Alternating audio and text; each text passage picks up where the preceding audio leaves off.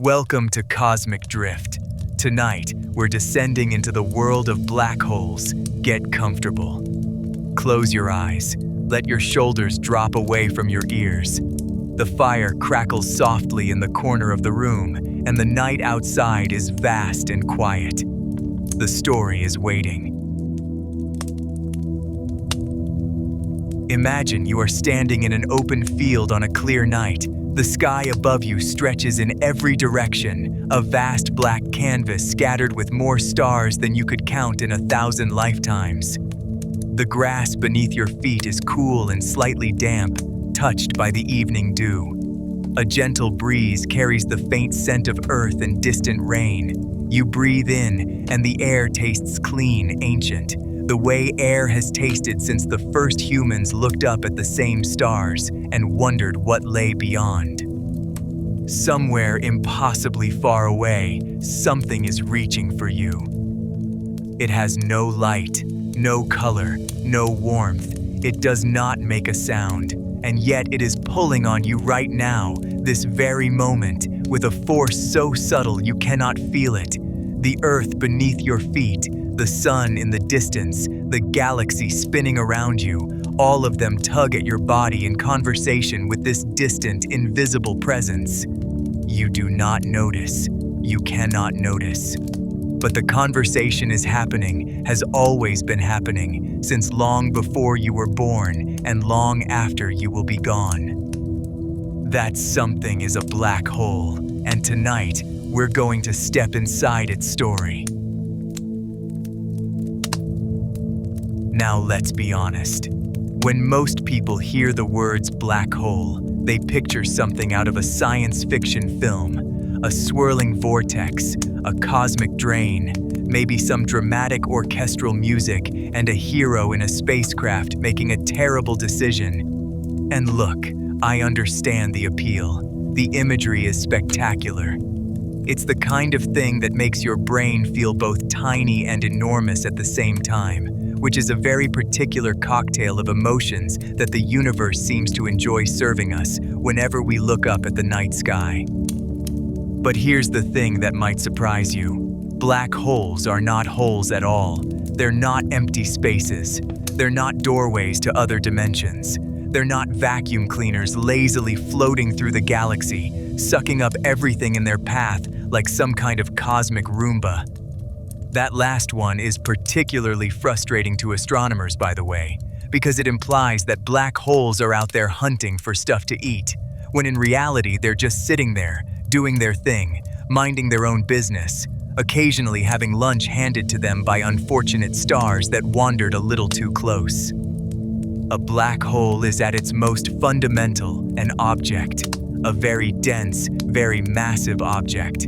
So dense and so massive that the fabric of space itself bends around it in ways that our everyday intuitions struggle to comprehend. Think of space as a flat, taut rubber sheet. You place a bowling ball in the center of that sheet, and the surface dips, curves, warps around the weight. Now replace the bowling ball with something far, far heavier, something so dense that it makes a bowling ball look like a single grain of sand on a beach. And imagine how dramatically that sheet would bend. Space doesn't just dip around a black hole. Space folds in on itself like origami, curling back toward the object at its center until the curves become so steep that nothing, not light, not matter, not information of any kind, can climb back out. That is what a black hole is. Not a hole, a ball, an object, a very, very compact ball made of the crushed remnants of something that used to be much, much larger and is now compressed into a space so small that our math stops working properly and our brains start to hurt. Let's talk about how these things form, because the origin story of a black hole is genuinely one of the most dramatic narratives in all of astrophysics, and I say that fully aware that astrophysics has no shortage of dramatic narratives. Stars are engines, if you haven't encountered this framing before. Enormous, burning spheres of plasma where nuclear fusion runs around the clock, converting hydrogen into helium, releasing unfathomable amounts of energy, and keeping the whole thing from collapsing under its own gravity through the sheer thermal pressure of that fusion fire. A star is a battle. Gravity pulls everything inward, trying to crush it. Fusion pushes everything outward, trying to blow it apart.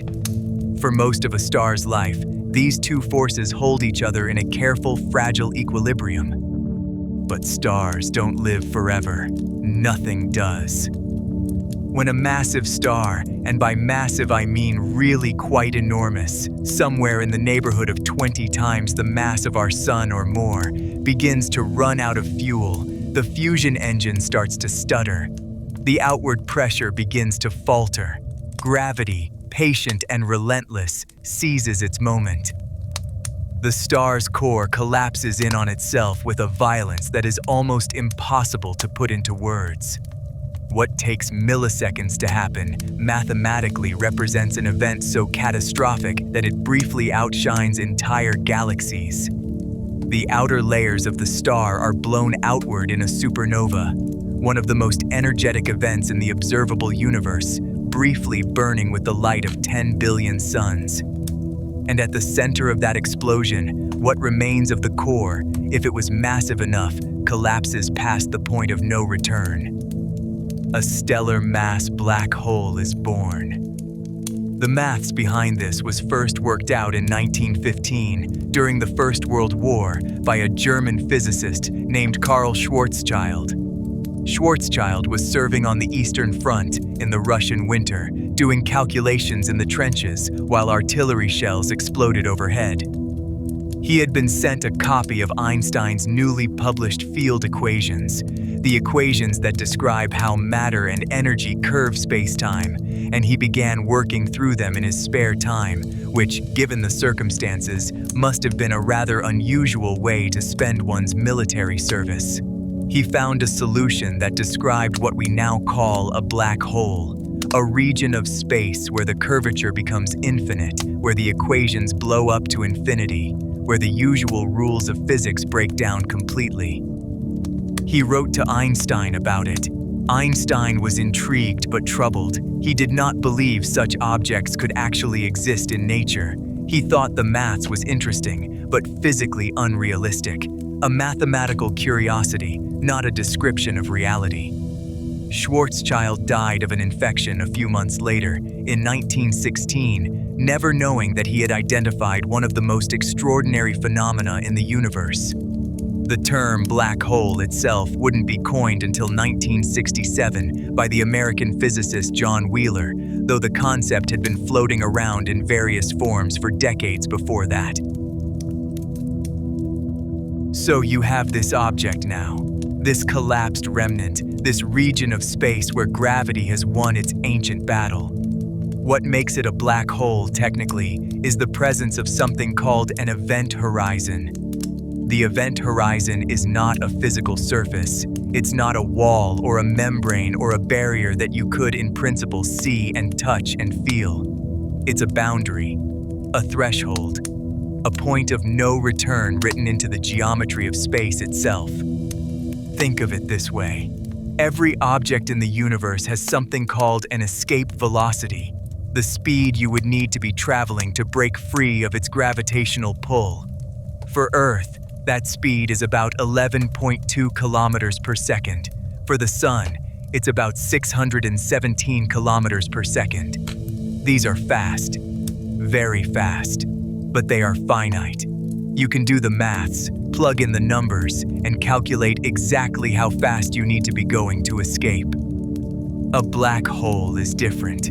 At its event horizon, the escape velocity becomes infinite, not just very large, infinite, which means, by definition, you would need to travel faster than the speed of light to escape, and nothing in the universe travels faster than the speed of light.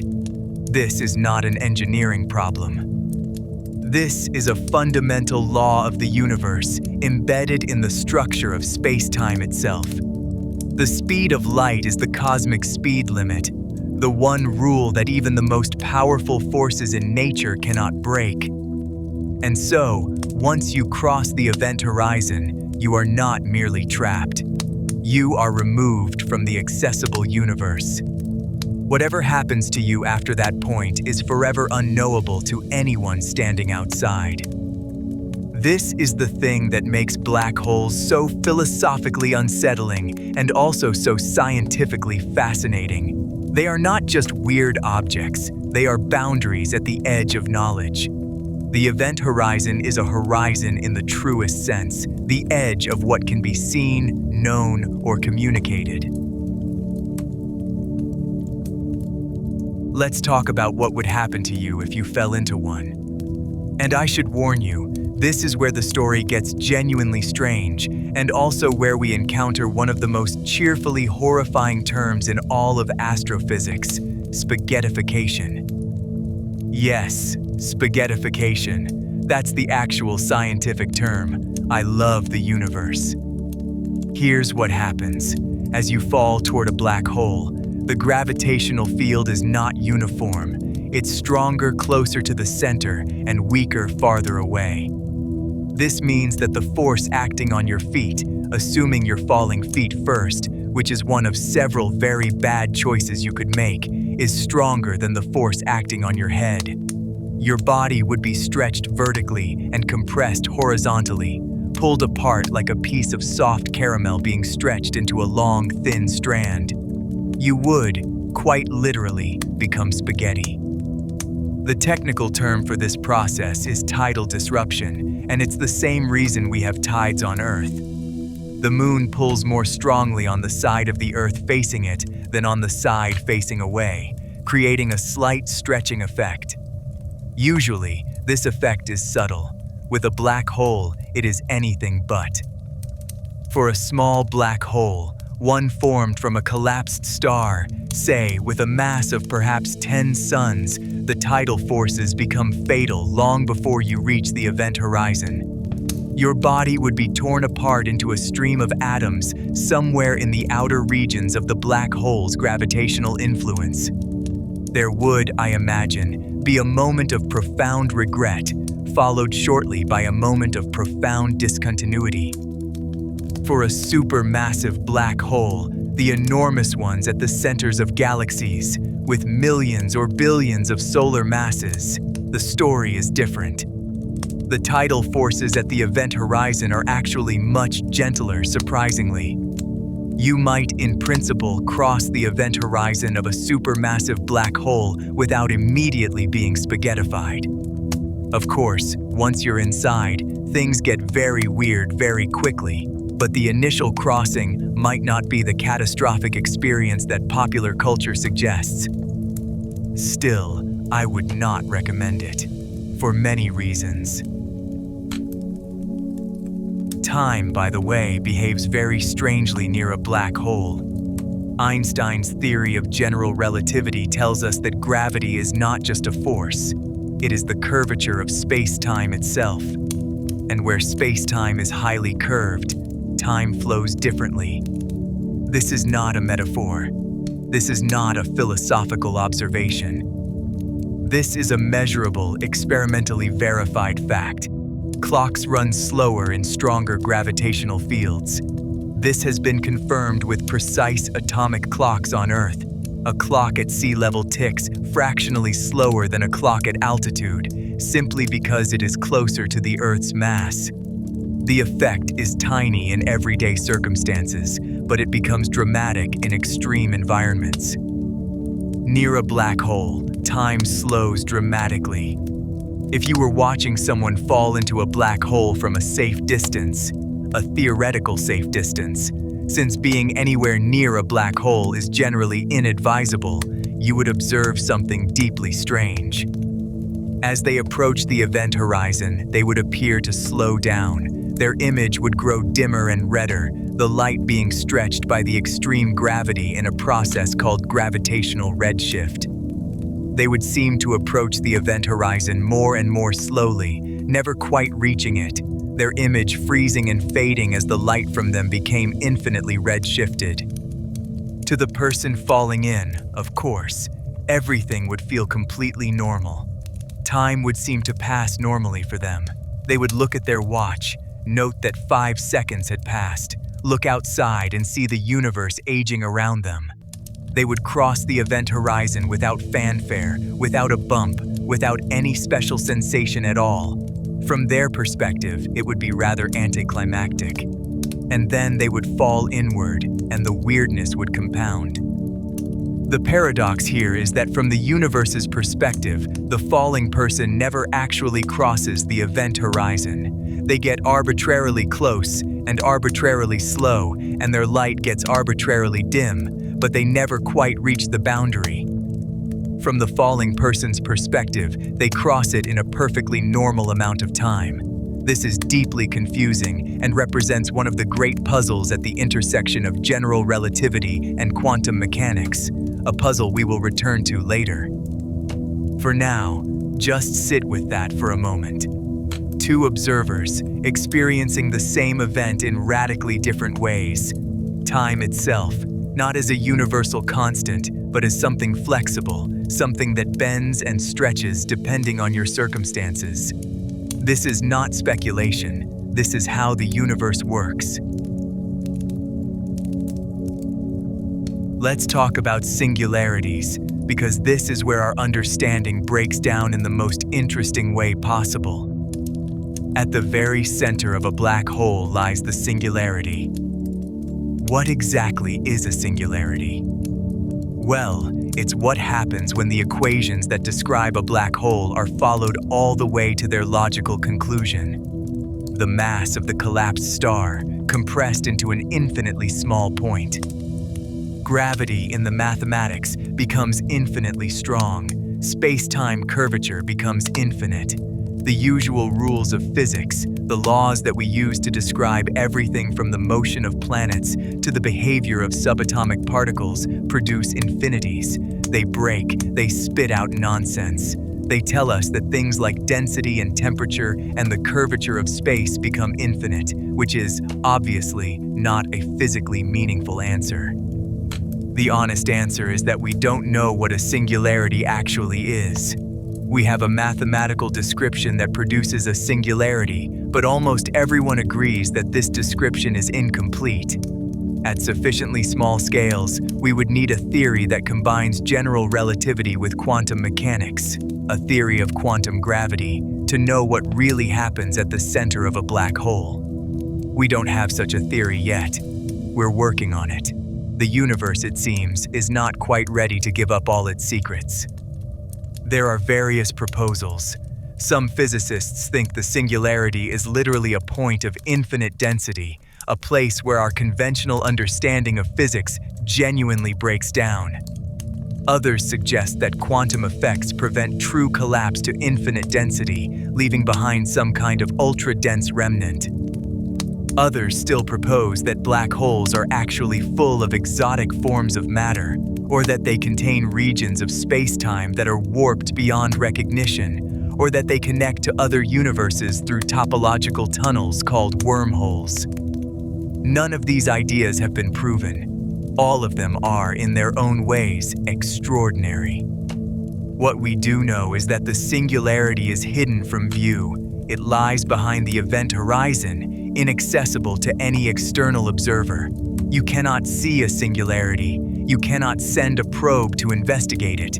By definition, information cannot escape from beyond the event horizon, and so the singularity remains, for now, a mathematical prediction, a sign that our theories are pointing towards something profound and unknown, even if we cannot yet say what that something is.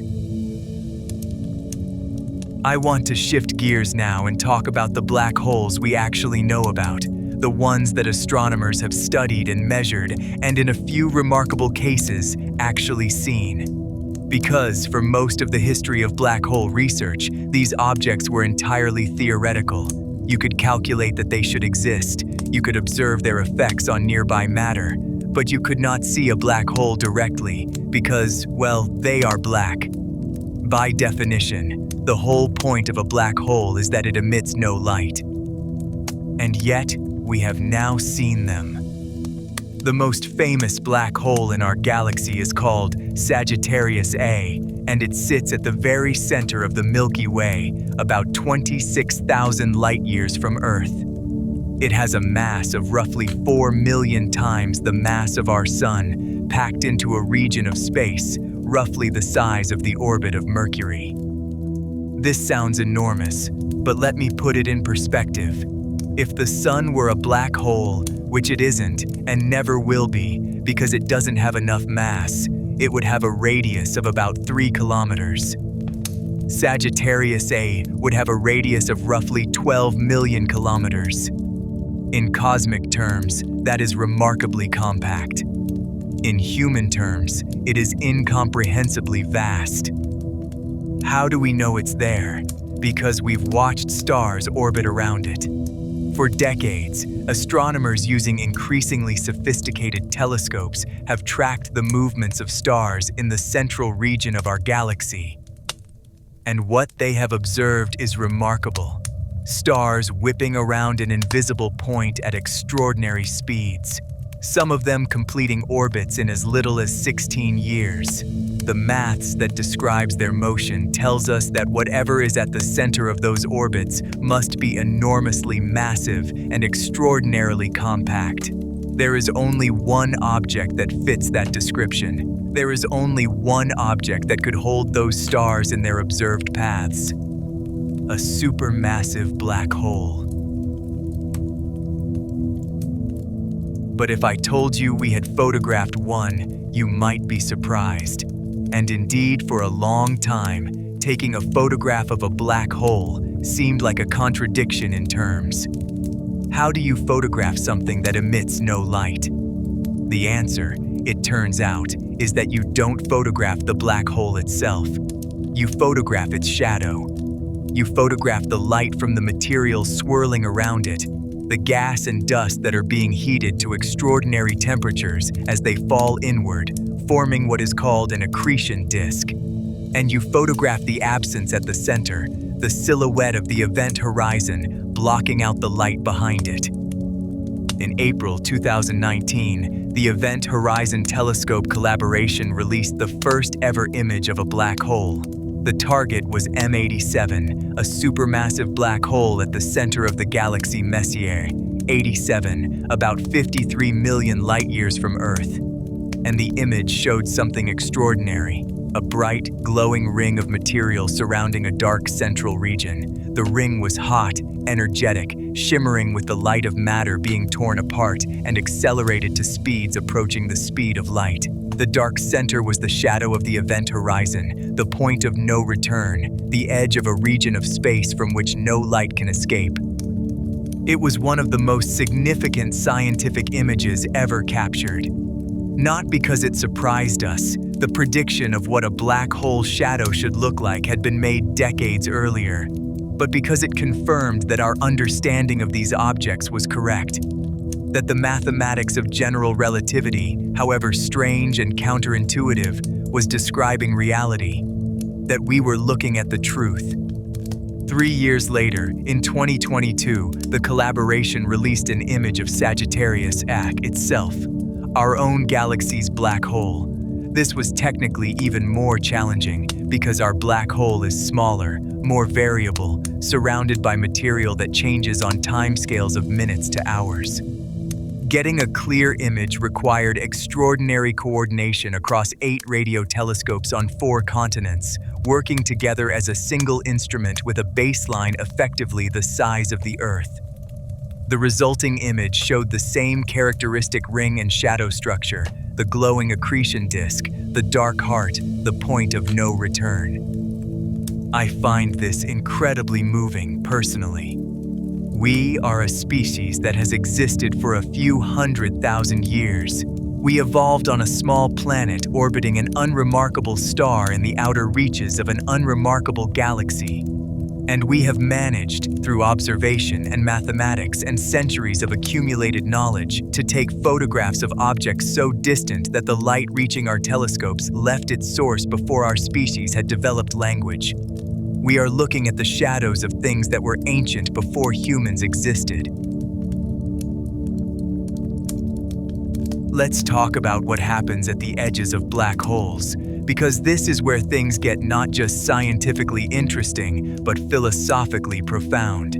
I mentioned earlier that information cannot escape from within the event horizon. This is a fundamental consequence of the geometry of space-time around a black hole, but it creates a problem, a very serious problem that physicists have been wrestling with for decades. The problem is this: in quantum mechanics, information is preserved. This is not a philosophical claim or a preference. It is a basic principle of the theory. If you know everything about a quantum system at one moment, you can, in principle, predict everything about it at any other moment. Information is never destroyed. It is merely transformed, scrambled, distributed in increasingly complex ways, but never lost. This is called unitarity, and it is considered sacrosanct in quantum physics. But a black hole, by its nature, swallows things. It takes matter and energy and information and pulls them inside its event horizon, where they are forever inaccessible to the outside universe. If information truly cannot escape, then black holes are destroying information. They are violating a fundamental principle of quantum mechanics. And this contradiction between the quantum requirement that information be preserved and the general relativistic description of black holes as regions where information is lost is what we call the black hole information paradox. Stephen Hawking was the first to identify this paradox in detail, working with Jacob Bekenstein in the 1970s. Hawking discovered that black holes are not entirely black. Through quantum effects near the event horizon, they emit a faint glow of radiation, what we now call Hawking radiation. This radiation carries no information about what fell into the black hole. It is purely thermal, purely random, determined by the black hole's mass and temperature, and nothing else. As the black hole emits this radiation, it slowly loses mass and eventually evaporates entirely. But this creates a puzzle. If the black hole evaporates completely, what happens to the information that fell into it? If the Hawking radiation carries no information, then the information is lost forever when the black hole disappears. This contradicts quantum mechanics, and yet the semi-classical calculations that produce Hawking radiation seem completely solid. Something has to give. There have been many proposed resolutions to this paradox, and this is where physics becomes genuinely uncertain, a frontier where our best theories clash and the final answer remains unknown. Some physicists believe that the information is not lost, but encoded in subtle correlations in the Hawking radiation itself, correlations that are far too small to detect, but that, in principle, encode everything that fell into the black hole. This would preserve unitarity and satisfy quantum mechanics, but it requires that Hawking's original calculation, which neglected these correlations, was incomplete. Others propose that black holes are not true event horizons at all, but rather have surfaces, so-called firewalls or fuzzballs, that prevent the paradox from arising in the first place. These ideas suggest that the smooth, classical description of an event horizon breaks down when quantum effects are taken into account, replaced by something more violent and more complex. Still others have explored the possibility that black holes are not what we think they are, that our geometric picture of space and time is an approximation of something deeper, and that the paradox dissolves once we understand the true underlying structure of reality. This is genuinely one of the biggest open questions in theoretical physics, and it matters because it sits at the intersection of our two best theories of nature, general relativity and quantum mechanics, and forces us to confront the possibility that one or both of them is incomplete. Somewhere in this paradox lies a clue to a deeper truth about the universe. We just don't know what it is yet. let me take a moment to address something that often comes up in discussions of black holes, and that is the question of whether black holes could be useful. Could we harness them? Could we extract energy from them? Could they be used as cosmic garbage disposals, or as weapons, or as portals to other universes? The short answer is, not really. Not in any practical sense that we can currently imagine. They are very far away. They are very dangerous. And the physics involved in getting anywhere near one is, to put it mildly, challenging. But the longer answer is more interesting, because physicists have actually spent considerable time thinking about these questions, if only to understand the limits of what is possible. Roger Penrose, the British mathematician and physicist, proposed in 1969 a method for extracting energy from a rotating black hole. The idea, now called the Penrose process, relies on the fact that a rotating black hole has an additional region outside its event horizon called the ergosphere. In this region, space-time itself is being dragged around by the black hole's rotation. If you drop an object into the ergosphere and it splits in two, with one piece falling into the black hole and the other escaping, the escaping piece can carry more energy than the original object carried. The black hole's rotational energy is diminished by the transaction. In principle, you could harvest this energy. In practice, getting the timing right to within microseconds across light years of distance is left as an exercise for the reader. Similarly, black holes are sometimes invoked as potential power sources in science fiction. The idea is straightforward enough. Matter falling into a black hole releases enormous amounts of gravitational potential energy. A fraction of that energy could, in principle, be captured as the matter heats up on the way in. The physics here is similar to the way matter heats up as it falls onto any massive object, releasing energy. For black holes, the temperatures and densities involved would be extreme, and the engineering challenges, if you could call them that, would be insurmountable. But the basic idea is sound, in the same way that the basic idea of solar panels is sound, even if the execution is non-trivial. As for black holes as portals to other universes, this is more speculative. And I should be careful here because speculation can sometimes bleed into science fiction without adequate warning.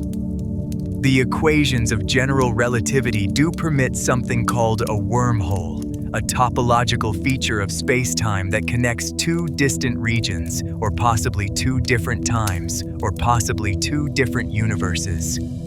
The existence of such solutions does not mean they exist in nature. Most physicists consider it extremely unlikely that traversable wormholes are physically possible, and even if they were, you would need exotic forms of matter with negative energy density to hold them open, which we have no idea how to create at the required scale. Black holes are not doorways, they are endpoints. Anything that falls in stays in, as far as we can tell. Let me tell you about one more thing before we start to bring this story to a close, and that is the role of black holes in the large-scale structure of the universe. This is something that has become increasingly clear over the past few decades, and it is rather profound. Black holes are not just cosmic curiosities, they are fundamental drivers of cosmic evolution. The supermassive black holes at the centers of galaxies, like Sagittarius A and M87, have enormous influence on their host galaxies. As matter falls inward, it releases energy. This energy, in the form of radiation and powerful jets, propagates outward and can heat the surrounding gas, preventing new stars from forming, regulating the growth of the galaxy itself. In a sense, black holes are not just consumers, they are regulators. They are feedback mechanisms that keep galaxies from growing without limit. When we look at the relationship between the mass of a galaxy's central black hole and the properties of the galaxy itself, its velocity dispersion, its bulge mass, various other correlations, we find something striking. The black hole mass is correlated, They are not separate phenomena. They are parts of the same story. And when black holes merge, when two black holes spiral together and coalesce, they release gravitational waves, ripples in the fabric of space-time that propagate outward at the speed of light. The Laser Interferometer Gravitational Wave Observatory, LIGO, first detected such waves in 2015 from the merger of two black holes about 1.3 billion light-years away. The signal lasted about 1/10 of a second and was picked up by two detectors separated by 3,000 kilometers. The waveform matched the predictions of general relativity with extraordinary precision. It was, in the words of many physicists who worked on it, the beginning of a new era in astronomy. Gravitational wave astronomy allows us to listen to the universe in a completely new way. Instead of electromagnetic radiation, light, radio waves, X-rays, we can now detect the warping of space-time itself, and black holes, being the most compact objects in the universe, are among the strongest sources of gravitational waves. Every time two black holes merge somewhere in the distant universe, they ring space-time like a bell, sending out waves that, in principle, travel forever, carrying information about the merger across cosmic time. We have now detected dozens of black hole mergers. We have detected mergers involving neutron stars. We are building new detectors, more sensitive detectors, detectors in space. The era of gravitational wave astronomy is just beginning, and black holes are its primary symphony. As we begin to bring our story to a close, I want to offer a few reflections on what it means, this journey we have taken into the world of black holes. We have talked about collapsed stars and supermassive objects at the hearts of galaxies.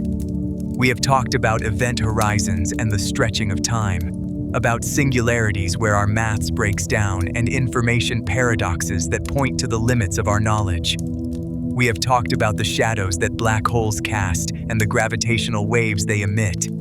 And throughout, we have encountered a theme that I think is worth sitting with for a moment. Black holes are places where our intuition fails. The things that happen inside them and around them are not like the things that happen in everyday life. Space curves. Time slows. Objects are stretched into strands of matter. Information is apparently lost. And yet, for all this strangeness, black holes are described by mathematics. They obey laws. They emerge from the equations of general relativity with a kind of inevitability, as if the universe itself were pointing us toward their existence, saying, "Here is a thing that must be, even if you find it hard to believe." There is something profound in this. The universe is under no obligation to be comprehensible. It is under no obligation to conform to our intuitions, which were shaped by the utterly specific conditions of the African savanna, by the demands of finding food and avoiding predators and raising children. Our brains evolved to solve practical problems at human scales. They were not designed to understand gravitational collapse or event horizons or the curvature of space-time. And yet, through careful observation and rigorous mathematics, we have come to understand these things anyway. We have measured the mass of Sagittarius A. We have photographed its shadow. We have listened to the ripples from merging black holes across billions of light years. This is extraordinary.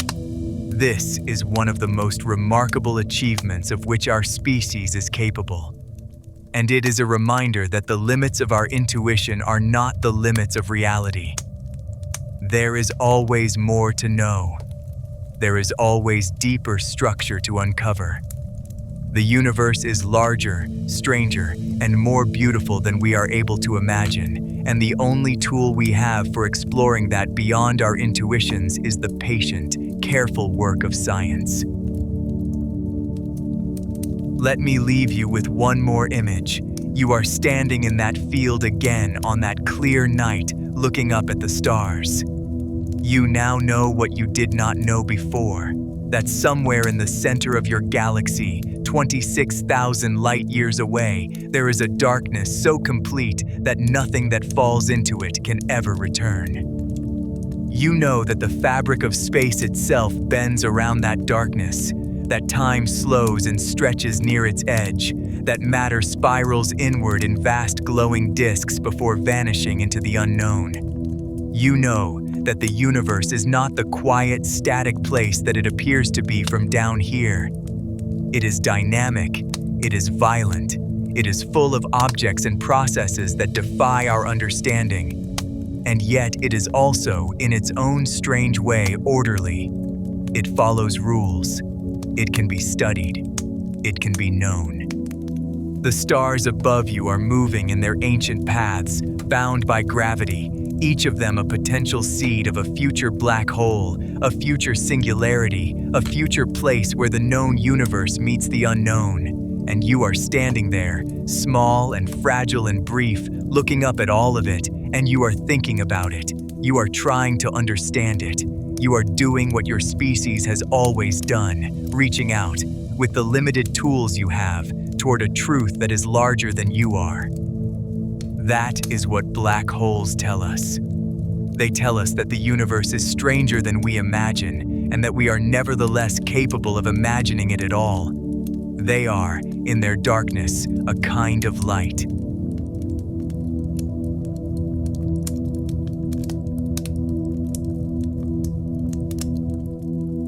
There is a moment, long before stars have names, long before light learns to travel, when something extraordinary happens in the darkness of space. Matter that was once part of a burning giant, a star that burned for millions or billions of years, suddenly collapses under its own weight, not with a bang, not with fanfare, simply with a quiet, inexorable inward pull that never stops. This is the story of black holes, not the flashy Hollywood version with their generic menace and convenient plot devices. The real story, the one that unfolds over timescales that make human history seem like the blink of an eye. You are going to discover how these invisible objects come to exist. You will understand what happens to matter when gravity becomes stronger than everything else in the universe. You will learn why time itself bends and slows near these cosmic objects, why an astronaut falling into a black hole would appear to freeze at the edge, their image slowly reddening and dimming as centuries pass, even as they themselves experience nothing unusual at all. This is not a story of terror. It is a story of inevitability, of beauty in destruction, of mysteries that will probably outlast human civilization, and of how something so dark and silent has shaped every galaxy we have ever observed, including the one you call home. Let us begin with a name. The name came later, much later, after the mathematics had already predicted these objects. In 1967, at a conference in New York, a physicist named John Wheeler gave a lecture. He had been searching for a better term, something more evocative than the clunky academic phrases that had been used before. Gravitationally collapsed object, frozen star, collapsed star. None of them captured the essence of what these things truly were. Then, in the middle of his lecture, he said it. Black hole. Two words that would change how humanity thought about the universe. Simple, memorable, utterly perfect in its understatement. These objects were not merely collapsed stars. They were holes in the fabric of space itself. Places where gravity had won so completely that nothing, not even light, could escape. But the idea had been floating around in theoretical physics for decades before that moment. In fact, the first hints of black holes emerged from the mind of a man who would never see one, who would never have believed such objects could actually exist in nature. His name was Albert Einstein, and he was not looking for black holes at all. Einstein was looking for something else entirely. He was trying to understand the nature of gravity itself. Isaac Newton had given us a mathematical framework that worked beautifully for everyday life. Drop a stone, and it falls. Throw a ball, and it curves through the air. The mathematics matched observations so perfectly that most physicists assumed we had solved the puzzle of gravity centuries ago. But Einstein was not satisfied. He knew something was wrong with Newton's picture. The problem was subtle, the kind of thing that most people never notice in their daily lives. Newton had described gravity as a force that acted instantaneously across any distance. If the sun suddenly disappeared, according to Newton, Earth would immediately fly off into space, no longer orbiting anything. Einstein found this idea absurd. Nothing could act faster than light, he reasoned. Not even gravity. There had to be something else going on. And so began one of the greatest intellectual journeys in human history, a journey that would take Einstein 8 years and result in one of the most beautiful and strange theories ever devised. General relativity. The name itself sounds like bureaucracy, but do not let that fool you. What Einstein proposed was nothing less than a complete rethinking of the nature of reality. Space and time, he suggested, were not fixed backdrops against which events unfolded. They were dynamic, flexible, alive in a sense. Matter told space how to curve. Curved space told matter how to move. Picture the universe as a vast trampoline stretched taut in all directions. When nothing sits on the trampoline, it lies flat and straight lines remain straight. But place a heavy bowling ball in the center, and the fabric dips and warps around it. Pebbles rolled across the surface would curve toward the bowling ball, not because some invisible force pulled them, but because they were simply following the contours of the curved surface. This is essentially what Einstein proposed about gravity. The sun does not reach out and grab Earth with some invisible hand. Instead, the sun warps the space around it, and Earth rolls along the curves, the way a marble rolls along the valleys of the warped trampoline surface. Gravity, in Einstein's view, was not a force at all. It was geometry, the shape of space itself. Now, Einstein published his theory in 1915, and the mathematics were extraordinarily complex. Most physicists struggle to understand them, let alone solve the equations. But a young German soldier fighting on the Russian front found time to work through the implications. His name was Karl Schwarzschild, and he was serving in the German army when he received a copy of Einstein's paper from a colleague. Schwarzschild could not resist. Even in the trenches, even with shells falling and winters brutal, he sat down and began to calculate. Within weeks, he had found something remarkable. He had found a solution to Einstein's equations that described what would happen if you packed an enormous amount of matter into an impossibly small space.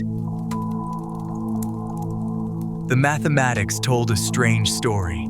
According to Schwarzschild's solution, if you concentrated enough mass into a small enough region, the curvature of space would become infinite.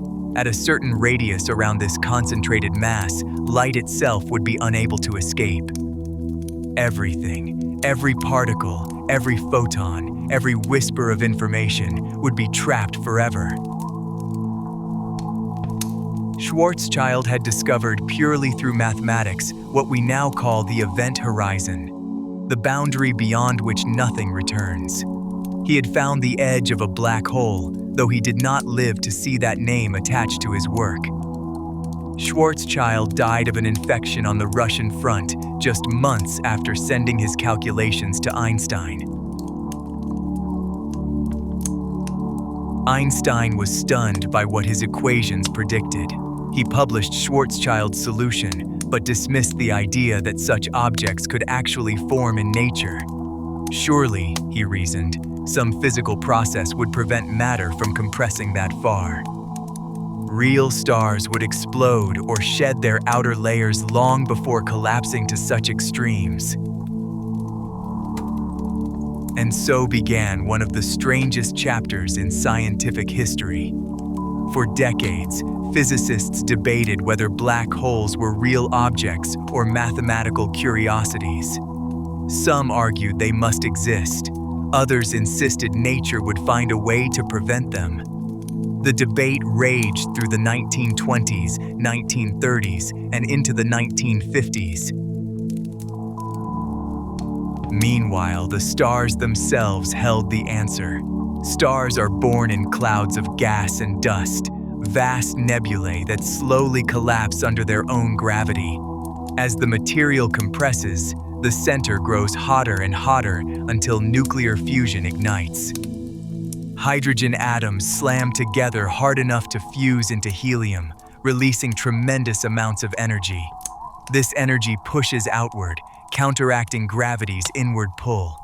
A star is born. For most of their lives, stars exist in a delicate balance. Gravity tries to collapse them inward. Nuclear fusion pushes outward. As long as the star has fuel to burn, this equilibrium holds. But fuel runs out eventually. The largest stars, the ones we call supergiants, burn through their hydrogen in just a few million years, a blink of an eye on cosmic timescales. When the fuel runs out, the outward pressure vanishes. Gravity wins immediately and completely. The core of the star collapses with terrifying speed, falling inward at nearly a quarter the speed of light. In a fraction of a second, the collapsing core releases more energy than our sun will produce in its entire 10 billion-year lifetime. This is a supernova, one of the most violent events in the universe. A supernova can outshine an entire galaxy for a brief moment. The blast wave expands outward at thousands of kilometers per second, stripping the star's outer layers and scattering them across light years of space. These remnants become stellar nurseries, seeding new generations of stars and planets with heavy elements forged in the dying star's final moments. But what remains at the center? If the original star was massive enough, gravity continues to win. The core collapses past the point where electrons can resist, past where even the structure of atoms themselves can hold. Protons and electrons merge into neutrons, and the entire core becomes a single sphere of nuclear matter, a neutron star, perhaps 20 kilometers across, but containing more mass than our sun. If the core exceeds about 3 times the mass of our sun, even neutrons cannot resist the crushing gravity. The collapse continues without limit. There is no known force capable of stopping it. The core shrinks smaller and smaller. The curvature of space grows steeper and steeper until space itself curls up around the singularity, forming a black hole.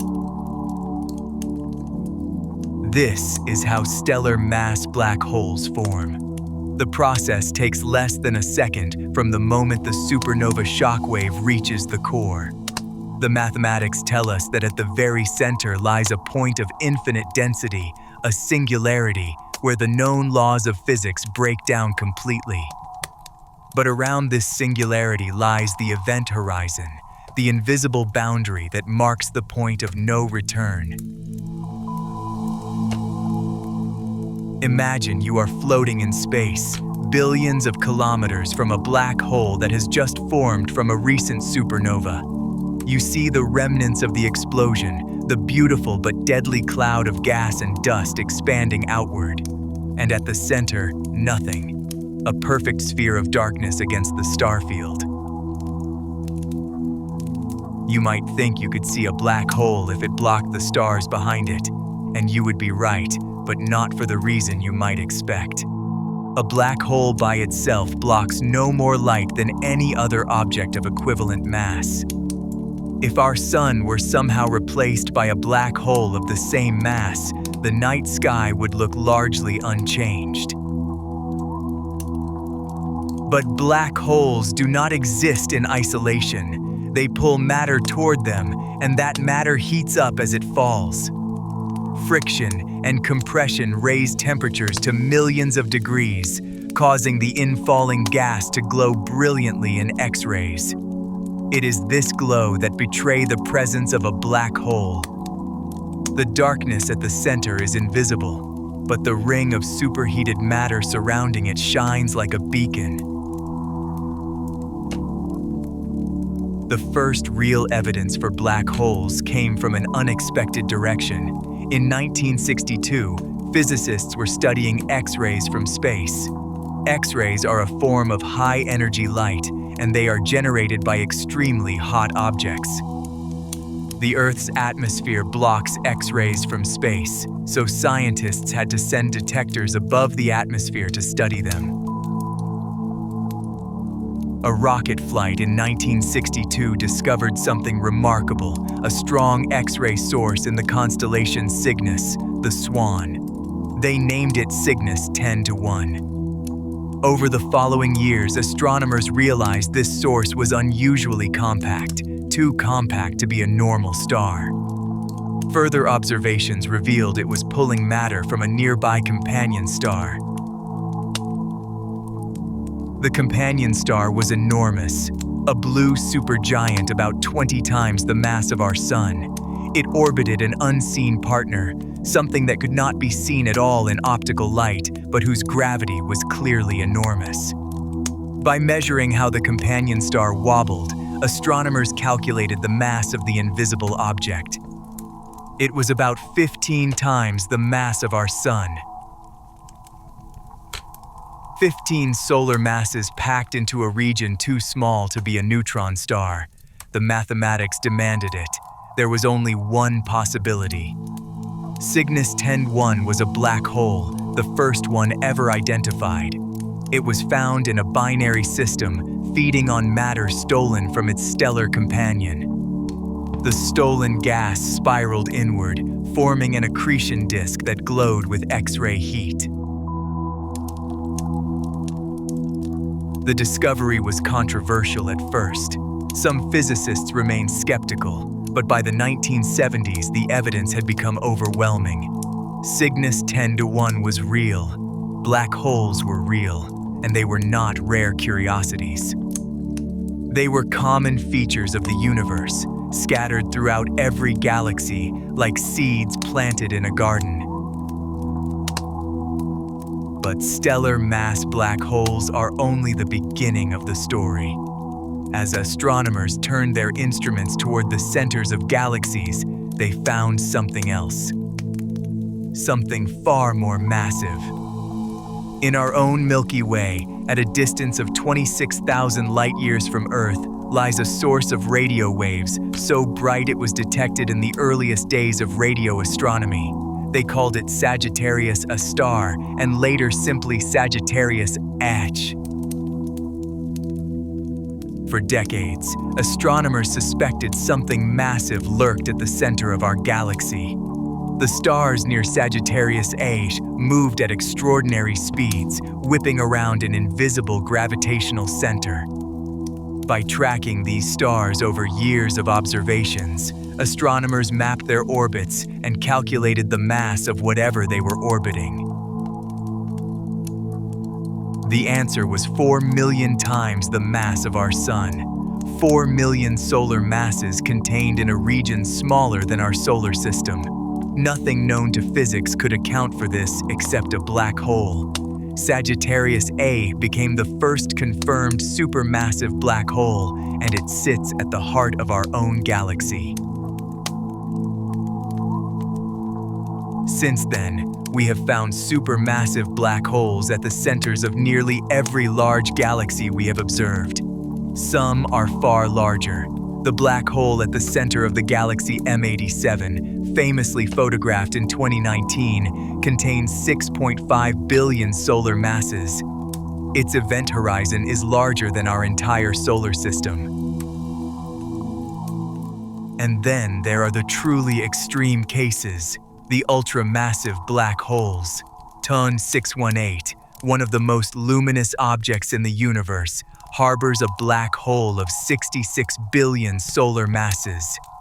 Phoenix A, a galaxy cluster, may contain one exceeding 100 billion solar masses. These objects are so massive, they challenge our understanding of how they could have formed. The question of how supermassive black holes form remains one of the great unsolved problems in astrophysics.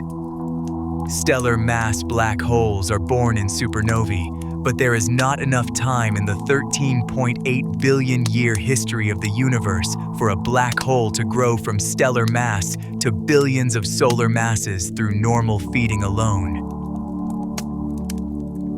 Perhaps they formed from enormous clouds of gas that collapsed directly into black holes, bypassing the stellar phase entirely.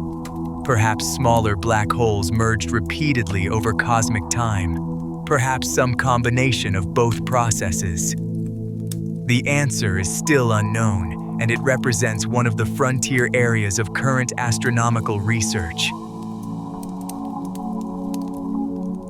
But we know they are there. We have photographed them. In April 2019, the Event Horizon Telescope collaboration released the first image of a black hole's shadow. The target was M87, the supermassive black hole at the center of the galaxy. M87, 55 million light-years from Earth. The image showed a ring of light, glowing orange and yellow, surrounding a perfect circle of darkness. The darkness was the shadow of the black hole, the region where light itself is trapped. The bright ring was the superheated accretion disk, matter spiraling into the black hole at a significant fraction of the speed of light.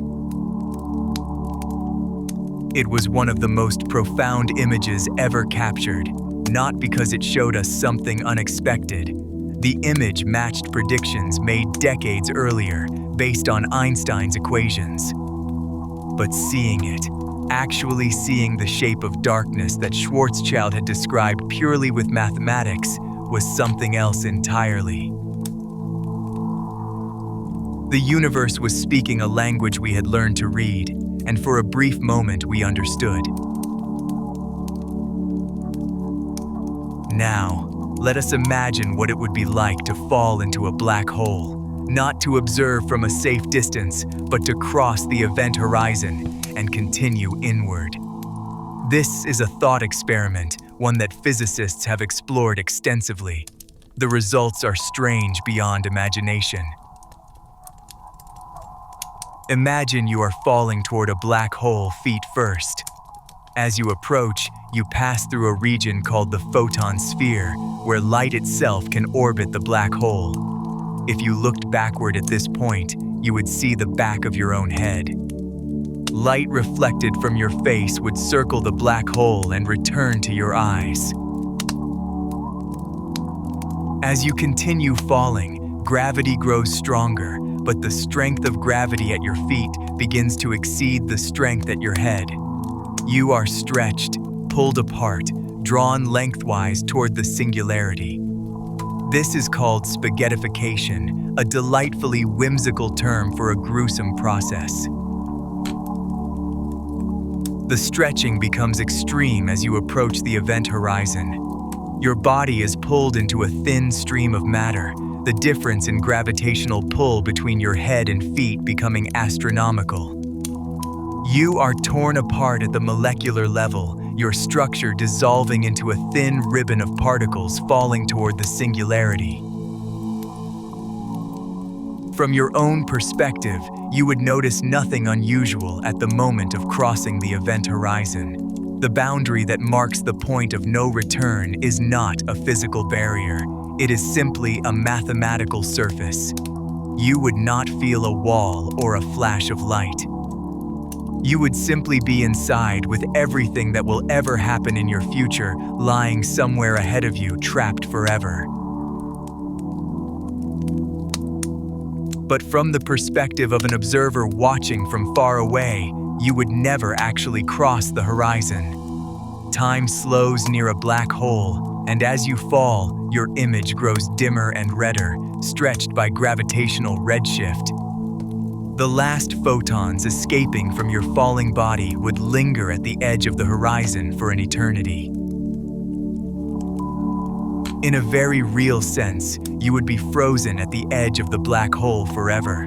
The universe would age around you, stars would be born and die, galaxies would collide and merge, and still your image would hang at the boundary, an eternal monument to your final moment before the horizon. This is the nature of black holes in Einstein's theory of relativity. Space and time are so deeply intertwined that crossing the horizon does not feel like crossing anything at all. The present moment for a falling observer contains all future moments, trapped behind the horizon. The direction we call future becomes the direction toward the singularity. This is why black holes are often described as regions of space-time rather than objects in space-time.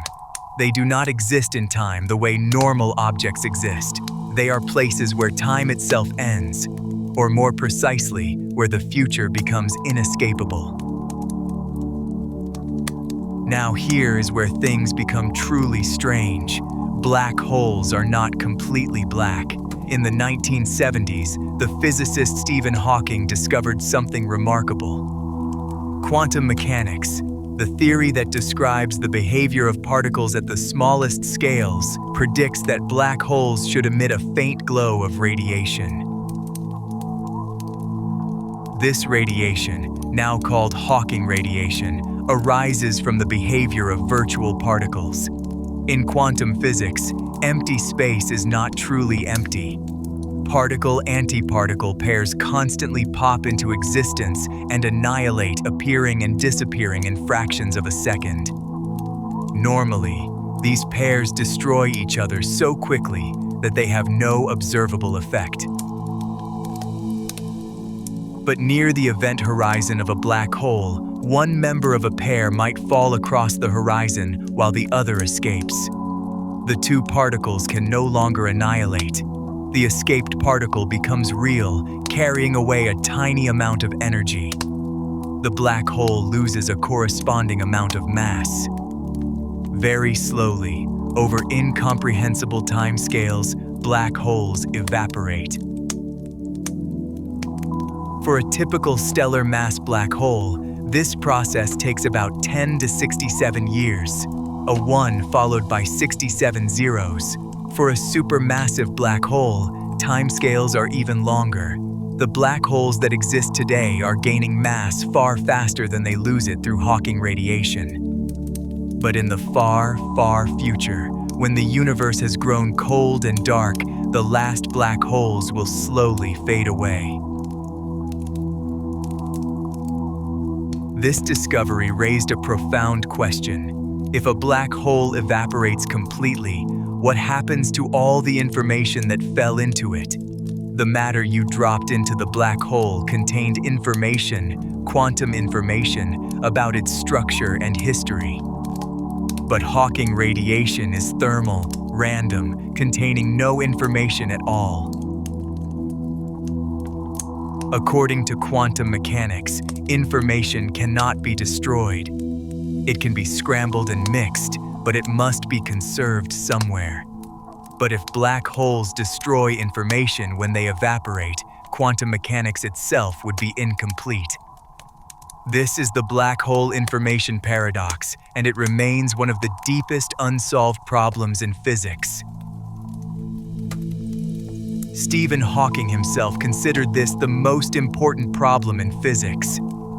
For decades, he wrestled with it, changing his mind multiple times as new ideas emerged. He proposed various solutions, including the idea that information might be stored in the subtle correlations of Hawking radiation. The most promising solutions involve holographic principles, the idea that all the information contained within a three-dimensional region of space can be encoded on its two-dimensional boundary. In this view, the event horizon of a black hole acts like a holographic screen, storing everything that falls inside. As the black hole evaporates, the information slowly leaks out in the Hawking radiation. But we do not yet have a complete theory that reconciles general relativity with quantum mechanics. Such a theory would describe gravity at the quantum scale, something we call quantum gravity. It remains one of the holy grails of theoretical physics, and black holes are central to the quest. So what have we learned about black holes so far? We have learned they form when massive stars collapse. We have learned that nothing, not even light, can escape once it crosses the event horizon. We have learned that time itself bends and distorts near these objects, slowing to a halt at the boundary as seen from outside. We have learned that black holes are surprisingly common. The Milky Way contains dozens of stellar mass black holes and probably millions more that have not yet been detected. Our galaxy probably also contains dozens of intermediate mass black holes, weighing hundreds or thousands of solar masses, lurking in dense star clusters. And at the center of our galaxy, we have a supermassive black hole of 4 million solar masses, gently pulling on billions of stars as they orbit the galactic center. We know this because we have watched the stars near the galactic center for decades, mapping their orbits with extraordinary precision. One of those stars, called S2, completes an orbit in just 16 years. It passes within 18 billion kilometers of Sagittarius A, about 4 times the distance of Neptune from our Sun. At that distance, the black hole's gravity accelerates S2 to speeds exceeding 7,600 kilometers per second, about 2.5% of the speed of light. But here is the remarkable thing. From the perspective of someone standing on S2, nothing unusual would be noticed. Time would pass normally. Clocks would tick at their usual rate. Only when comparing with clocks far from the black hole would the difference become apparent. The person on S2 would age normally, while centuries passed for the rest of the galaxy. This is gravitational time dilation, another prediction of Einstein's theory. Gravity curves time as well as space. Near a massive object, time passes more slowly than it does far away. The effect is tiny for most objects in the universe, but it is measurable. GPS satellites, which orbit at 20,000 kilometers above Earth, must account for both special relativistic and general relativistic time dilation to provide accurate positions. Near a black hole, these effects become dramatic. A person falling toward a black hole would experience time at the normal rate. They would watch the universe age around them, stars burning out, galaxies fading, all happening in fast forward as they approach the horizon. But their subjective experience would be no different than falling through empty space. No cosmic alarm bells, no sense of crossing a boundary. They would simply continue inward, following the curvature of space-time that has become so extreme that all paths lead toward the singularity. This is perhaps the most counterintuitive aspect of black holes. They are not cosmic vacuum cleaners, reaching out to grab matter from great distances. A black hole with the mass of our Sun would be no more dangerous than our Sun itself. It is the extreme density, the tiny size, that makes them strange. You can orbit a black hole just as safely as you can orbit a star, as long as you stay outside the event horizon. But unlike stars, black holes grow more dangerous as they feed.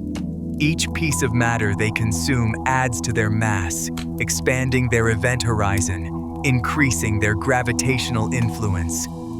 A black hole that consumes enough matter becomes a galactic engine, shaping the evolution of entire galaxies. The supermassive black holes at the centers of galaxies are not passive inhabitants. They are active, powerful, capable of reshaping the cosmos around them. When a black hole feeds, the infalling matter forms an accretion disk, superheated to millions of degrees. This hot gas radiates enormous amounts of energy, often outshining the entire host galaxy. Some of this energy drives powerful jets, streams of matter that shoot outward at nearly the speed of light. These jets can extend for millions of light years, punching through the galaxy and into intergalactic space. They heat the gas in galaxy clusters, preventing new stars from forming, regulating the growth of galaxies over cosmic time. This is one of the most important discoveries in modern astronomy. Black holes are not isolated curiosities. They are fundamental to how galaxies form and evolve. The mass of a galaxy's central black hole is tightly correlated with the properties of the galaxy itself. Larger galaxies have larger black holes, suggesting an intimate connection between the growth of black holes and the growth of galaxies. The leading theory is that when black holes feed, they release energy that pushes away nearby gas. This heating prevents further star formation, limiting the growth of both the galaxy and the black hole itself. It is a feedback loop, a cosmic thermostat that keeps galaxies and their black holes in balance. Without this regulation, galaxies might grow far larger than we observe. Stars would form more abundantly, and the night sky would be far brighter than we see today. Black holes, those invisible architects, have shaped the universe we inhabit in ways we are only beginning to understand. Let us step back now and consider the broader picture. Black holes challenge our understanding at every level. They form from the death of stars, yet they can grow to billions of solar masses. They trap light forever, yet they evaporate slowly over timescales far longer than the current age of the universe. They are singularities where physics breaks down, yet they cast shadows we can photograph. Perhaps most profoundly, they challenge our understanding of information. Everything that falls into a black hole leaves a trace on the horizon, according to some theories. This means the universe is holographic at a fundamental level, with three-dimensional reality encoded on two-dimensional surfaces. This idea, developed by physicists like Gerard Hooft and Leonard Susskind, suggests that the information content of any region of space is limited by the area of its boundary. A sphere of space can contain at most 1 unit of information per Planck area on its surface. The Planck area is incomprehensibly small, about 10 to 70 square meters, but the principle is profound. If this holographic principle is correct, then everything you see around you, every atom in your body, every photon that enters your eyes is somehow encoded on the two-dimensional surface of the universe, whatever that surface might be. We are shadows on the wall of Plato's cave, manifestations of information stored elsewhere. Black holes are the key to understanding this. They are the extreme case, the places where the holographic principle is most clearly expressed. By studying them, we may learn something fundamental about the nature of reality itself. And yet, for all their strangeness, black holes are remarkably simple. According to classical general relativity, a black hole is completely described by just 3 quantities: its mass, its angular momentum, and its electric charge.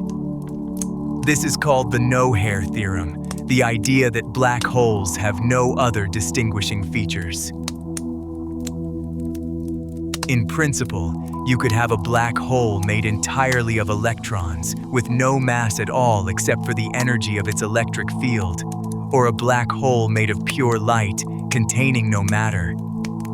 The mathematics allows these exotic objects, though it is unclear if they could form in nature. What matters is what is inside the horizon, and that question may be unanswerable. The singularity at the center of a black hole is a place where the known laws of physics fail completely. Density becomes infinite. Space-time curvature becomes infinite. Our mathematical descriptions break down into nonsense. Some physicists believe the singularity is not physically real. Perhaps quantum gravity smooths it out, replacing the singularity with some kind of exotic state of matter we cannot describe. Perhaps the interior of a black hole contains a passage to another universe, a wormhole connecting different regions of space-time. We simply do not know, and perhaps we never will. Any information about the interior of a black hole is trapped behind the horizon. We can never receive a message from beyond the event horizon telling us what lies inside. The black hole keeps its secrets. There is something almost peaceful about this. In a universe full of chaos and uncertainty, black holes offer a kind of certainty. They are the inevitable end states of massive stars, the places where gravity has finally won. They persist for incomprehensible timescales. They shape galaxies without asking anything in return. And they will outlast almost everything else. Long after the last stars have burned out, long after the universe has grown cold and dark, black holes will remain. Some will spiral into each other, producing gravitational waves that ripple through empty space. Some will slowly evaporate, their energy spreading into an ever-expanding void. The final black holes will disappear sometime around 10 to 100 years from now, an almost unimaginably distant future. At that point, the universe will contain nothing but a dilute soup of radiation and the faint remnants of Hawking radiation spreading outward into infinite darkness. And yet, here we are, 13.8 billion years after the Big Bang, sitting on a planet orbiting an ordinary star in an ordinary galaxy, contemplating black holes that will exist for eternity. There is something beautiful about that, something humble and profound. We are temporary beings who have discovered eternal things. We live for less than a century on the cosmic timescale, yet we have learned that black holes exist, that they shape the cosmos, that they may hold the key to understanding the nature of space, time, and information itself. This is perhaps the greatest gift of science, not the practical applications, though those are real and valuable, but the ability to contemplate infinity, the ability to place ourselves within a context vast beyond comprehension and still make sense of our place within it. Black holes are not threats. They are not cosmic destroyers. They are simply part of how the universe works. One of the many possible end states that matter can reach under extreme conditions. They are the places where light cannot escape, where time slows to a crawl, where the future becomes a prison. And they are also the places where galaxies are born and die, where the fate of stars is decided, where the energy that shapes entire galaxies is generated. They are invisible architects, building the cosmos we inhabit without ever being seen directly. You are floating now in your imagination somewhere between the stars. Around you, the void of space stretches in every direction, empty and cold and incomprehensibly vast. But somewhere out there, invisible and patient, a black hole waits. It has been waiting for billions of years. It will wait for billions more. It does not hunger. It does not rage. It simply exists, curving space-time around itself, trapping light, slowing time, and in its own quiet way, it shapes everything around it, drawing matter inward, feeding on the debris of dead stars, growing slowly as the universe ages. This is the nature of black holes, not violent, not malevolent, just inevitable. The inevitable end state of matter when gravity becomes stronger than everything else, and in that inevitability, there is a kind of beauty, a kind of peace. The stars will continue to burn, galaxies will continue to spiral, and at the heart of each large galaxy, a black hole will continue to wait, patient and eternal, keeper of secrets we may never learn. You are safe here in your imagination, far from any event horizon. The nearest black hole is many light years away, and you have nothing to fear from the gentle pull of distant gravity. You can rest now, knowing that the universe is stranger and more beautiful than you could ever have imagined.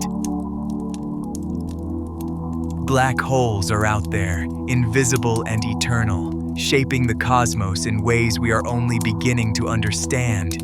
And we are here, temporary beings who have learned to see them, to measure them, to photograph their shadows.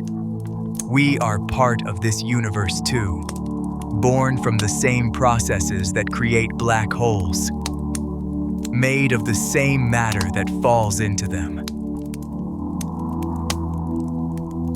Perhaps that is the deepest lesson of black holes, not just that the universe is stranger than we imagine, but that we are not separate from it. We are made of star stuff, of supernova remnants, of the same particles that dance around event horizons and fall into singularities. We belong here, in this strange and beautiful cosmos, as surely as the black holes do. And that belonging is itself a kind of comfort, a kind of peace. Sleep now and dream of darkness that is not empty, of light that cannot escape, of architects who build without blueprints and wait without impatience. The universe is vast and strange and full of wonders you will never see. And that is all right.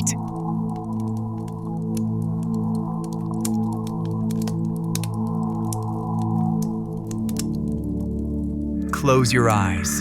Imagine you are sitting in a quiet study.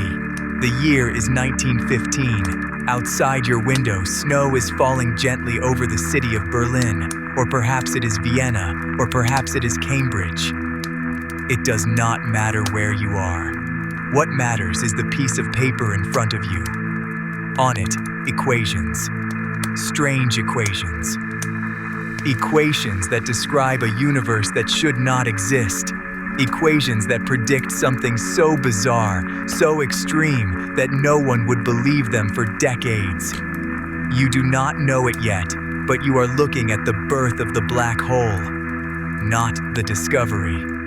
The birth. Because black holes were not found. They were imagined first. Written down, calculated, and only much later seen. Let us begin in the place where all great stories of physics begin, not in a laboratory, not staring through a telescope, but with a man and his chalk, working through mathematics that seemed at first to have no connection to the physical world at all. The year is 1915. The man is Carl Schwarzschild. He is not a young researcher chasing tenure. He is a middle-aged astronomer, serving in the German army on the Russian front, surrounded by the mud and smoke of the First World War. And somewhere in a dugout, between the shells and the silence, he is reading Albert Einstein's new theory of general relativity. You should understand what general relativity means. It is not simply a theory about gravity. It is a theory about the nature of reality itself. Before Einstein, space was empty, a passive stage on which matter performed. After Einstein, space was something else entirely. Space was dynamic. Space could curve. Space could twist. Space could stretch. And matter, everything that exists, every star, every planet, every grain of sand, tells space how to curve. And curved space tells matter how to move. This is gravity, Einstein said. Not a force pulling objects together, but the geometry of reality itself, bending and flexing like a vast membrane that responds to everything placed upon it. You are not held to the earth by some invisible hook. You are sliding down a gentle slope in the fabric of space-time that you cannot see. Schwarzschild reads these equations in his dugout. He is an astronomer. He has spent his life studying the light from distant stars, trying to understand their mass, their distance, their movement. And now here is a theory that connects mass to the curvature of space. He cannot resist. Even in the middle of a war, even with shells falling and artillery thundering in the distance, he picks up his pencil and he calculates. He takes Einstein's equations, beautiful, complex equations that describe how space-time curves around any mass, and he solves them completely for the first time. He finds a perfect, exact solution that describes what happens when you pack any amount of mass into a single, infinitely small point. What does his solution show? It shows something extraordinary. If you take any mass at all, a grain of sand, a planet, a star, and you compress it small enough, something happens. The curvature of space-time around it becomes extreme, infinitely curved, so curved that nothing, not even light itself, can escape. The escape velocity required to leave its surface exceeds the speed of light, and since nothing travels faster than light, nothing can leave. Not a rocket, not a beam, not a whisper. Everything falls inward, everything is trapped, forever. Schwarzschild has found on paper a region of space from which there is no return. He calls it a frozen star at first. Others will call it something else. But the mathematics is unambiguous. Compress enough mass into a small enough space, and you create a hole in the fabric of reality itself. A region that is not dark because it absorbs light. It is dark because light cannot escape to reach your eyes. Einstein receives Schwarzschild's letter. He reads the solution, and something strange happens. Einstein does not celebrate. He does not hail it as one of the greatest discoveries in the history of science. Instead, he is disturbed, deeply disturbed, because what Schwarzschild has found is not just a prediction. It is an impossibility wrapped in mathematics, a singularity, a point where the equations blow up to infinity, where density becomes infinite, where space and time themselves seem to break down. Einstein is convinced, absolutely convinced, that such things cannot exist in nature, that they are mathematical artifacts. Artifacts of the theory, not physical realities. He writes back to Schwarzschild, explaining his doubts, and in doing so, he sets the tone for decades of debate. Black holes, Einstein believes, are impossible. Nature would find a way to prevent them. Stars would not collapse that far. Reality would save itself. But Schwarzschild cannot respond. You see, Carl Schwarzschild is dying. The dugout that surrounded him was not safe. The conditions were not kind. In the winter of 1915, the astronomer who solved Einstein's equations and glimpsed the mathematics of black holes dies in a military hospital in Potsdam. He is 52 years old, His name is attached to the solution forever now, the Schwarzschild radius, the Schwarzschild metric, but he does not live to see what his mathematics becomes. He does not see the decades of debate, the resistance, the eventual acceptance. He does not see the first images, the first detections. He simply hands over his calculations, folds his paper, and leaves. Like light leaving a black hole, or not leaving, as it happens. Decades pass, the 1930s arrive, and with them, two scientists who will push the idea of black holes further than anyone before them. Their names are Subrahmanyan Chandrasekhar and J. Robert Oppenheimer. Let us speak first of Chandrasekhar, because his story is a story about courage and dismissal in equal measure. Chandrasekhar is a young Indian physicist who boards a ship in 1930 to travel from India to England. He is 20 years old, he is brilliant, and on that long voyage across the ocean, with nothing but time and his notebooks, he works on a problem that has troubled astronomers for years. How massive can a star grow before it collapses under its own weight? What is the ultimate fate of a dying star? What Chandrasekhar discovers is this: there is a limit, a precise mathematical limit now called the Chandrasekhar limit. If a dying star is heavier than about 1.5 times the mass of our sun, then the pressure that normally holds it up against its own gravity simply cannot exist. The star must collapse.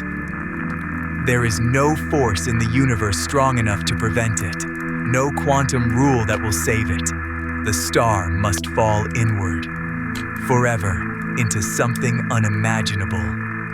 Chandrasekhar presents his findings, and what happens? He is laughed at, dismissed. His supervisor, Sir Arthur Eddington, one of the most eminent astrophysicists in the world, stands up in front of the Royal Astronomical Society and publicly ridicules the young man's ideas. Eddington has his own theory. He believes stars can never collapse that far, that some unknown mechanism will always prevent the worst. He tears Chandrasekhar's work apart in public, and the room laughs with him.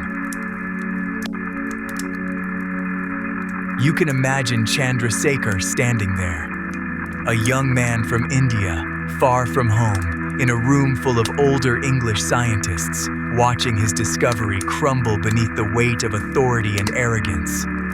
He will never fully recover from this public humiliation. He continues his work, but he carries the wound for the rest of his life. And Eddington was wrong. He was spectacularly, historically wrong. We now know that Chandrasekhar was right. Stars above that mass do collapse. They form black holes. But it took decades for the scientific community to catch up with what one young man calculated on an ocean liner in 1930. The lesson here is not about physics. It is about something sadder. It is about how new ideas are received, how the young are doubted, how certainty blinds the wise. You should carry that with you. Now, Oppenheimer. While Chandrasekhar was being humiliated in England, a young American physicist named J. Robert Oppenheimer was thinking about the same problem from a different angle. Oppenheimer is not yet the director of the Manhattan Project, not yet the father of the atomic bomb. He is simply a theorist working at Berkeley, thinking about what happens to matter when it is squeezed harder than nature ever intends. In 1939, Oppenheimer and a student named Hartland Snyder publish a paper. It is short, 11 pages. It is called On Continued Gravitational Contraction. And in those 11 pages, they describe what actually happens when a star collapses past its Chandrasekhar limit. What they describe is this: when a massive star runs out of fuel, it can no longer hold itself up. The outward pressure that counteracted gravity simply vanishes. Gravity takes over, and the star begins to fall, slowly at first. Then faster, it contracts.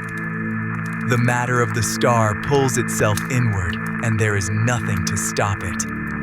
The collapse accelerates. It passes the white dwarf stage, the neutron star stage, and keeps going, past any boundary, past any limit, until the entire mass of the star is compressed into a single point. A point of infinite density. A singularity, and around that singularity, a boundary forms. A sphere of no return. Once you cross this boundary, you cannot escape. Not because you are not trying, not because your rocket is not powerful enough, but because space itself has curved so severely that every possible direction leads inward, every path. Every future points only toward the center. This is what Oppenheimer and Snyder predicted. And they predicted something else, something almost poetic. From the perspective of someone watching from far away, the collapse would appear to slow down, to freeze. The light from the star would grow dimmer and redder, stretching, red-shifted by the extreme gravity, and then it would stop. The image of the star would fade at the boundary, but never quite disappear. It would appear to hang at the edge of forever, frozen in the last moments before collapse. That is why Schwarzschild called it a frozen star. The name made sense. But Oppenheimer does not get to pursue this further. In a few months, he will be recruited to Los Alamos. He will become the scientific director of the Manhattan Project. He will spend the rest of his life thinking about bombs, not stars. And his paper on gravitational collapse will sit in the journals, largely unread. For decades, the world has other concerns. In 1939, war is coming. Then war arrives. Then the bomb. Then the Cold War. Physics serves destruction now, not contemplation. And the black hole waits in the wings, patient as only mathematical objects can be. The name itself takes a long time to arrive. For years after Schwarzschild's solution, these objects have no proper name. They are called dark stars, frozen stars, collapsed stars, Schwarzschild singularities. Each name captures something, but nothing quite fits. The name black hole, the name we use today, is coined by a physicist named John Wheeler in 1967. Wheeler is an American theoretical physicist, brilliant, charismatic, and very aware of the power of naming. He stands up at a conference. He is discussing these collapsed objects, these regions from which nothing escapes. And he says the words, black hole, simple, evocative, immediate. The audience understands exactly what he means. The name spreads like wildfire. It is everywhere within months. And John Wheeler is not the only one who coins something that year. He also invents another phrase that will haunt physics for generations. Black holes have no hair. No hair. What does that mean? It means this. According to everything we understand, a black hole is defined by only 3 properties: mass, electric charge, and angular momentum, which is a measure of how fast it spins. Nothing else matters. No complexity, no composition, no history. If you throw a star into a black hole, all the information about that star is lost. Its atoms, its elements, its chemistry, everything gone. All that remains is mass, charge, and spin. The black hole is bald. It has no hair. This is Wheeler's theorem, and it is both beautiful and profoundly troubling. Beautiful because it means black holes are simple. Troubling because information seems to be destroyed. And in physics, information is sacred. We will return to this. The 1960s are the decade when black holes begin to be taken seriously, not because anyone has seen one, but because the observations catch up with the theory. Astronomers begin to look at the sky differently. They find objects that emit enormous amounts of energy from impossibly small regions of space. Quasars. These are among the most luminous objects in the universe, and they are driven by black holes, supermassive black holes, millions or billions of times the mass of our sun, guzzling matter, heating it to billions of degrees, belching radiation across the cosmos. If quasars are real, then black holes are real. The theory was not wrong. It was simply ahead of its time, as good theories so often are. The first solid evidence for black holes comes in the 1960s and 1970s. Cygnus 10-1 is discovered. It is a source of X-rays in the constellation Cygnus. X-rays are interesting because they are high energy. They are produced by hot, violent processes, and the source of these X-rays is tiny. It is no larger than a small city, but it has the mass of about 15 suns. Nothing known to physics can be that dense and that small except a black hole. Something else orbits this source. A blue supergiant star. The two objects are locked in a dance. The black hole is pulling gas from its companion. The gas spirals inward, heats up, and emits X-rays before vanishing across the event horizon. This is happening right now, 50 light years away. A star is being eaten. It is being slowly devoured, its matter stripped away and swallowed by a darkness that has no edges. By the 1990s and 2000s, evidence piles upon evidence. We find supermassive black holes at the centers of nearly every large galaxy. Our own Milky Way has one, Sagittarius, a star, about 4 million times the mass of our sun, packed into a region smaller than our solar system. We have watched stars orbit it. Their movements betray its presence. They whip around at unimaginable speeds, tracing ellipses in the dark, pulled by a gravity that should not exist, that cannot exist, that does exist anyway. The stars are there. The orbital mechanics are there. Therefore, the black hole is there. You can argue with mathematics. You can argue with theory, but you cannot argue with stars. And then, in 2015, something extraordinary happens. Einstein's equations predicted another phenomenon alongside black holes: gravitational waves, ripples in the fabric of space-time itself, produced when massive objects accelerate. Einstein predicted them in 1916. For a century, we looked for them and found nothing. And then, on September the 14th, 2015, at 5:54 in the morning Eastern Standard Time, something changes. Two detectors, one in Louisiana and one in Washington State, record a signal. It lasts only a fifth of a second. It looks like a chirp, a whisper. A faint oscillation in the space between atoms, stretching and compressing the 4-kilometer arms of the detectors by a distance smaller than 1,000th the diameter of a proton. What could cause that? Two black holes merging. One black hole, about 36 solar masses. Another, about 29 solar masses.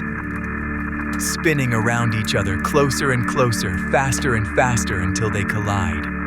In a fraction of a second, 3 solar masses of energy are released as gravitational waves. The universe shudders, and we catch the shudder.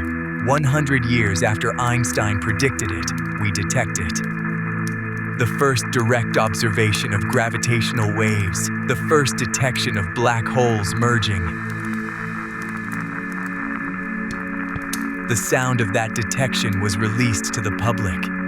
It is a chirp, a quick ascending whistle, and it is one of the most extraordinary sounds in the history of science. Two black holes, each silent, each dark, each swallowing light and matter and information, spiraling together and colliding in an event that released more energy than all the stars in the observable universe combined. For 1/5 of a second, and we heard it, or rather, we measured it. We recorded the whisper of space-time itself, ringing like a bell. Now let us go deeper, because all of this, Schwarzschild's solution, Oppenheimer's paper, Wheeler's naming, the mergers and the gravitational waves, is just the beginning. The deepest mysteries of black holes are not in their existence. They are in what happens inside them. And here, physics becomes strange. Here, our understanding breaks down. Here, we enter territory that even the greatest minds have struggled to comprehend. What happens when you fall into a black hole? Let us say you are an astronaut. You have volunteered for this, or perhaps you have not. You are approaching a black hole. Not a supermassive one. Those have gentler tides. You are approaching a smaller one, about 10 times the mass of our sun. As you fall, you do not feel gravity directly. You feel weightlessness, just as astronauts do in orbit, but you feel something else. You feel the difference. Gravity is stronger at your feet than at your head. Not by much, not yet, but as you get closer, that difference grows. The gravitational field is not uniform. It is curved, and the curvature means that different parts of your body experience different strengths of pull. Your feet are closer to the black hole, your head is further away. The difference is small at first, but it grows and grows. And as you cross the boundary, the event horizon, the difference becomes catastrophic. Your feet are pulled harder than your head, your body is stretched. You are spaghettified. This is a technical term. Physicists use it. Spaghettification.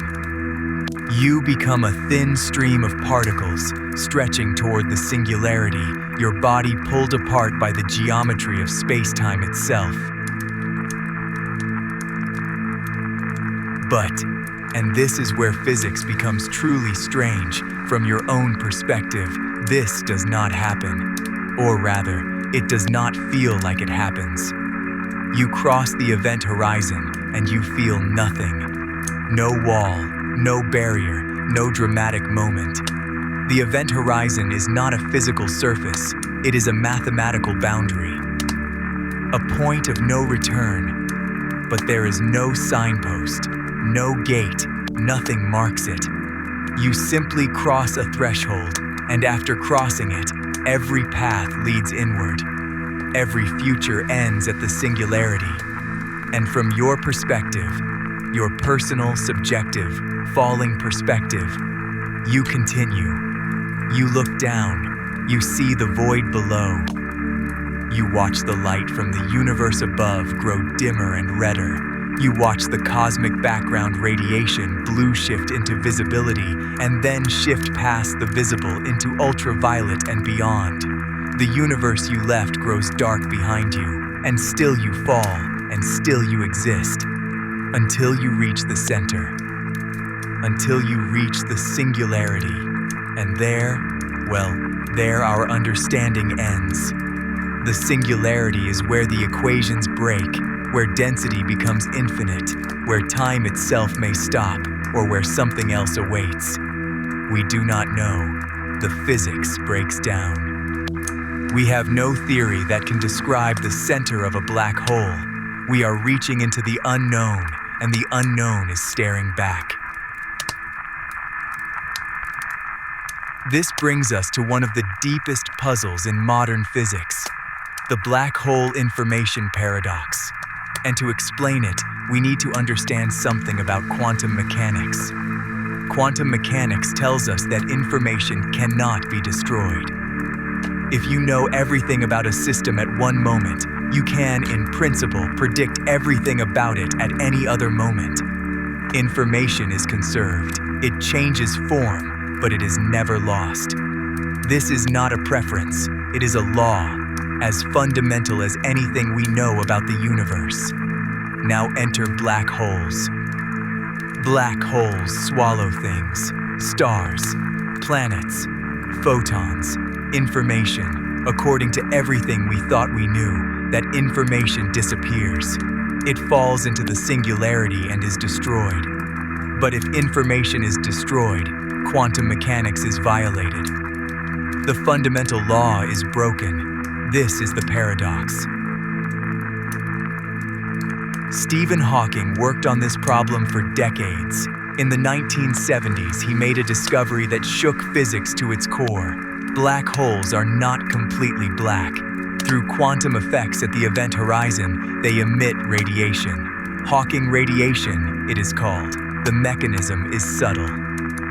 In empty space, virtual particle pairs constantly appear and annihilate, but at the event horizon, sometimes one particle falls in and the other escapes. To a distant observer, this looks like the black hole is glowing, faintly, very faintly, and as it emits this radiation, the black hole loses mass, slowly. It evaporates. Over unimaginably long timescales, it shrinks, and eventually it vanishes.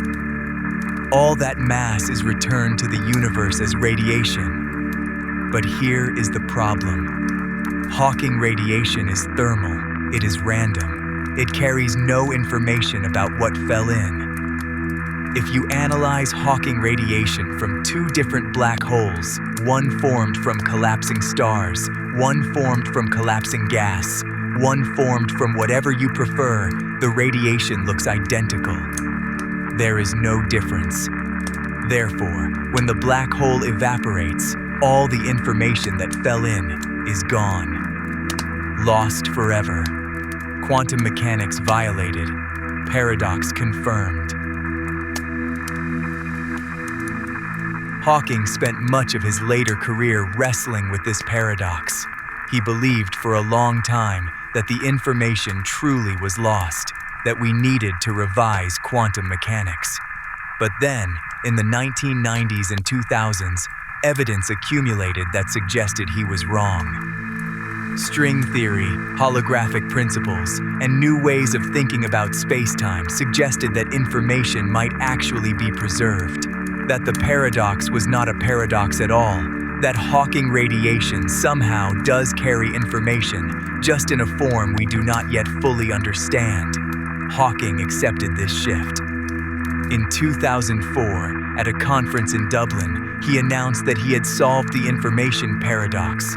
He was wrong, he said. Information is not lost. It is encoded in the Hawking radiation. The black hole does not destroy it. It scatters it, returns it to the universe in a scrambled, quantum mechanically preserved form. He famously bet against two colleagues who had argued the other way, paying them with a baseball encyclopedia. Information is preserved. Quantum mechanics survives. The universe keeps its records. But even this is not the end. Because if information is preserved, then something strange follows. The black hole interior and the black hole exterior might be connected in ways we do not fully understand. Some physicists propose that information falling into a black hole is encoded on the event horizon itself, like a hologram. Every particle that falls in leaves an imprint on the two-dimensional surface of the horizon. The three-dimensional interior is in some sense an illusion. Or at least, it is not where the information lives. This is the holographic principle, and it leads to ideas so strange that they feel like science fiction. Our universe might be a hologram. The three-dimensional world we experience might be a projection from a two-dimensional surface at the edge of reality. It sounds impossible. It sounds like the ravings of minds too deep in abstraction. But the mathematics suggests it, the physics hints at it, and some of the greatest minds alive are working on it right now, trying to understand what it means. Let us step back from the mathematics. Let us think about what black holes mean for us, for our place in the cosmos, for our understanding of reality. Black holes are not just extreme objects, they are windows into the limits of knowledge. They are places where our theories break, where our intuition fails, where the familiar rules of space and time no longer apply, and this is why they matter.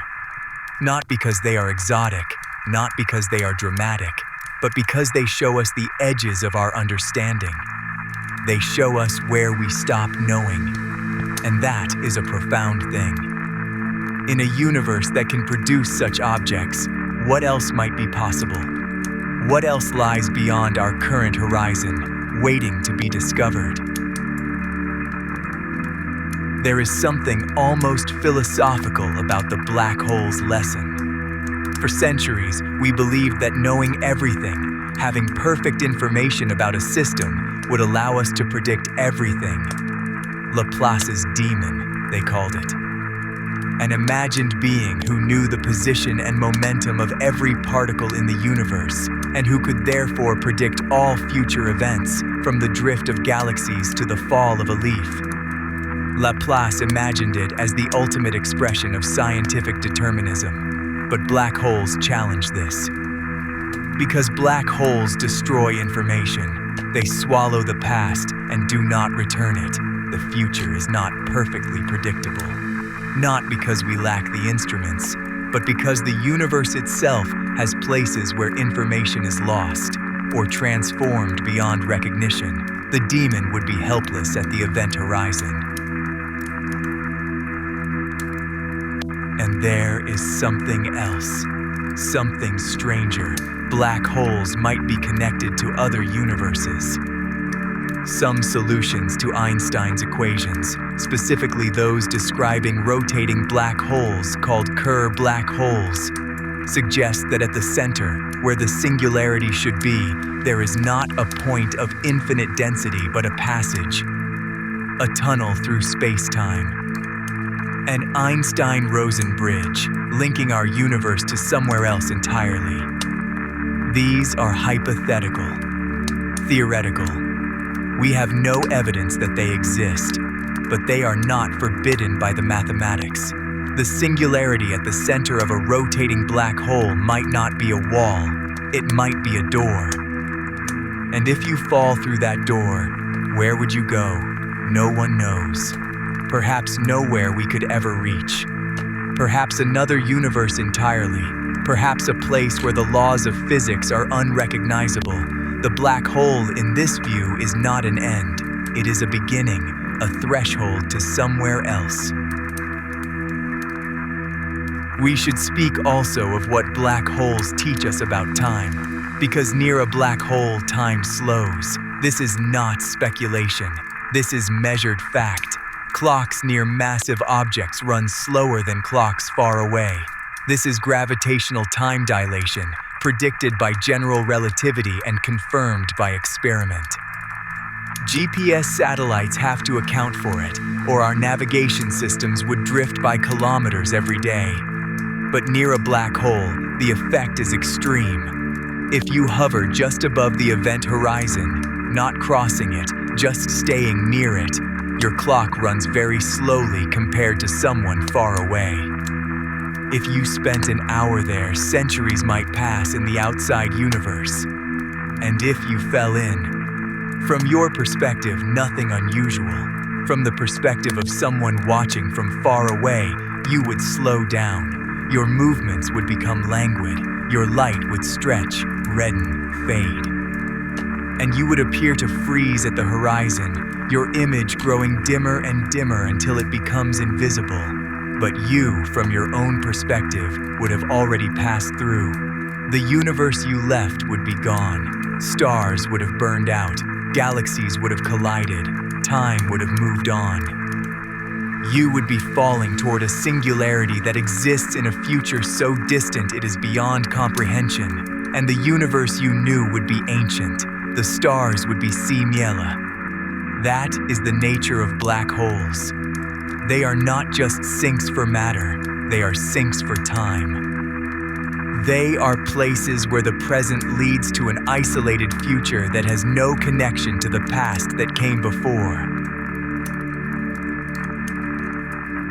Imagine that for a moment. Imagine falling into a black hole and looking back at the universe you left. You would see it accelerate. Stars would blaze and die in seconds. Galaxies would wheel and merge in what feels like moments. The entire future of the cosmos would play out before you, compressed into the time it takes to fall. And then darkness, then the singularity, then whatever lies beyond. This is not metaphor. This is geometry. This is what general relativity tells us. Space-time curves so severely that your future light cone, the set of all events you can ever reach or see, tilts entirely inward. The outside universe falls out of your future. It is no longer accessible. It is no longer part of your story. You have entered a region where all paths lead inward, and the outside world is simply gone. There is something almost sacred about this, or terrifying, depending on your temperament. The black hole is the ultimate closure, the ultimate end. It is a place where the universe literally closes around you, cutting you off, sealing you in. And yet we are drawn to it. We study it, we image it, we listen to it. We peer across the cosmos to find these objects and marvel at what they tell us about the nature of reality. Why? Why do we care? Because they show us what is possible. Because they show us that reality is stranger than we imagined. Because they show us that the universe is not required to follow our intuitions. That space can curve, that time can slow, that light can be trapped, that information can be scrambled, that doors can exist. The black hole is the universe's way of saying, you do not know everything. You have not imagined everything. There are places beyond your imagination, and they exist, and they are real. In 2019, the Event Horizon Telescope released the first image of a black hole. It was not a photograph in the conventional sense. It was a reconstruction built from data collected by 8 radio telescopes across the planet, working together as a single instrument the size of the Earth. The black hole in question was at the center of the galaxy M87. It has a mass of about 6.5 billion suns, and the image showed something extraordinary. A ring of light, orange and gold.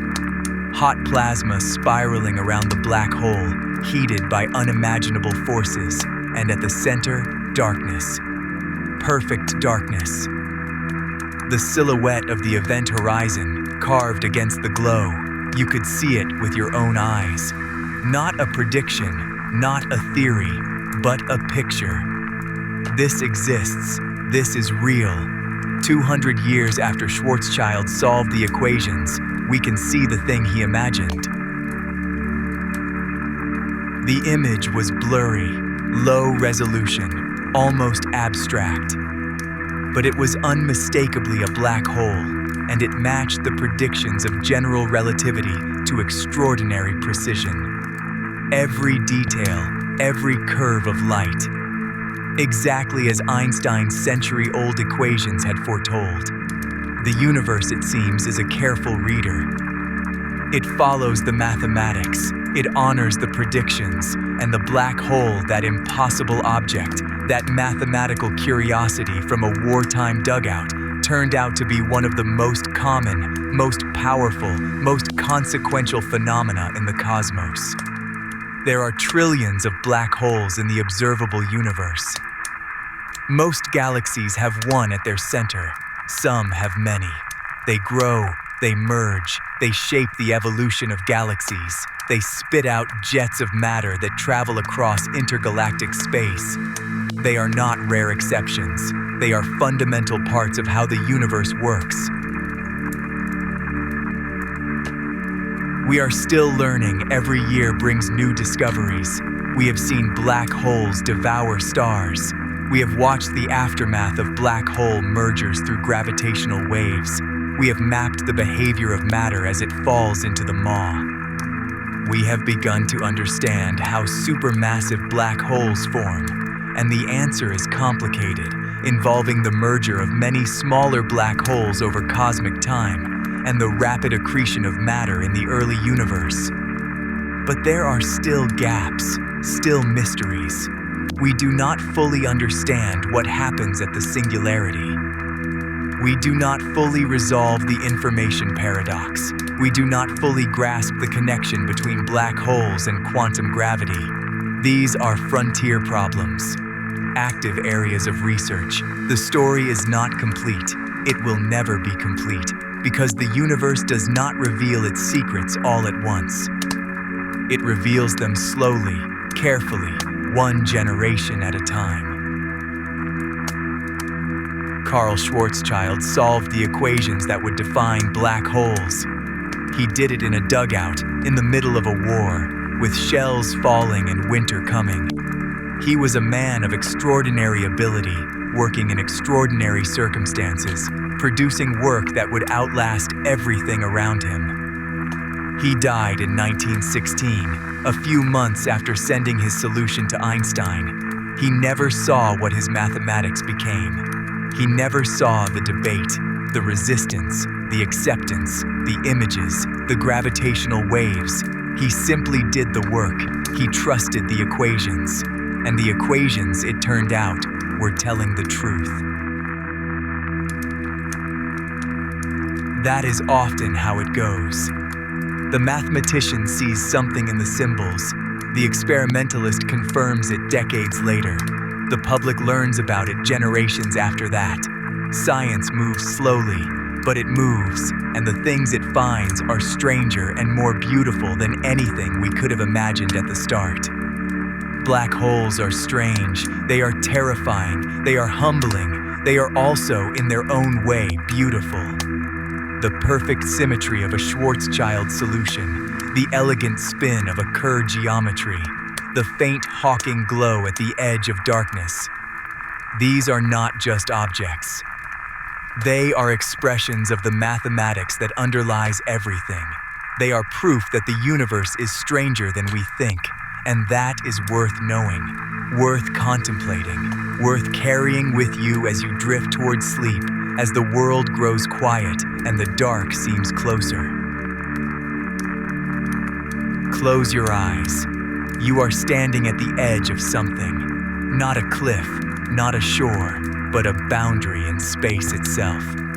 Behind you is everything you have ever known. The stars, the light, the history of the cosmos stretching back 14 billion years.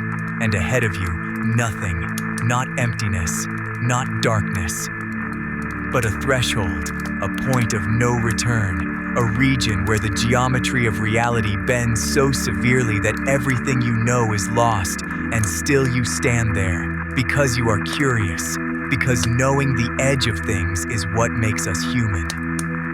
Because Schwarzschild stood in his dugout and reached for the equations and found something that should not have been there and did not look away. That is the lesson of the black hole. Not destruction, not despair, but reach. The human mind, confined to a small planet, orbiting an ordinary star in an unremarkable galaxy, can look up at the sky and find objects that break the rules.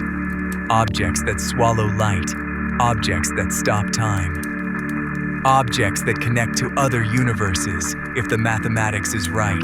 We found them first on paper, we found them later in the sky, and we are still finding them now, still mapping their behavior, still solving their riddles, still standing at the boundary, looking inward, wondering what lies beyond. The black hole waits. It has always waited. It will wait long after we are gone. But for now, for this moment, we are the ones who can see it. We are the ones who can hear the gravitational whisper. We are the ones who can trace the orbits of stars around a darkness that should not exist. And that, perhaps, is enough. To know that these places are real, to know that our mathematics describes them, to know that the universe is larger and stranger than we imagined, to rest in that knowledge, to drift.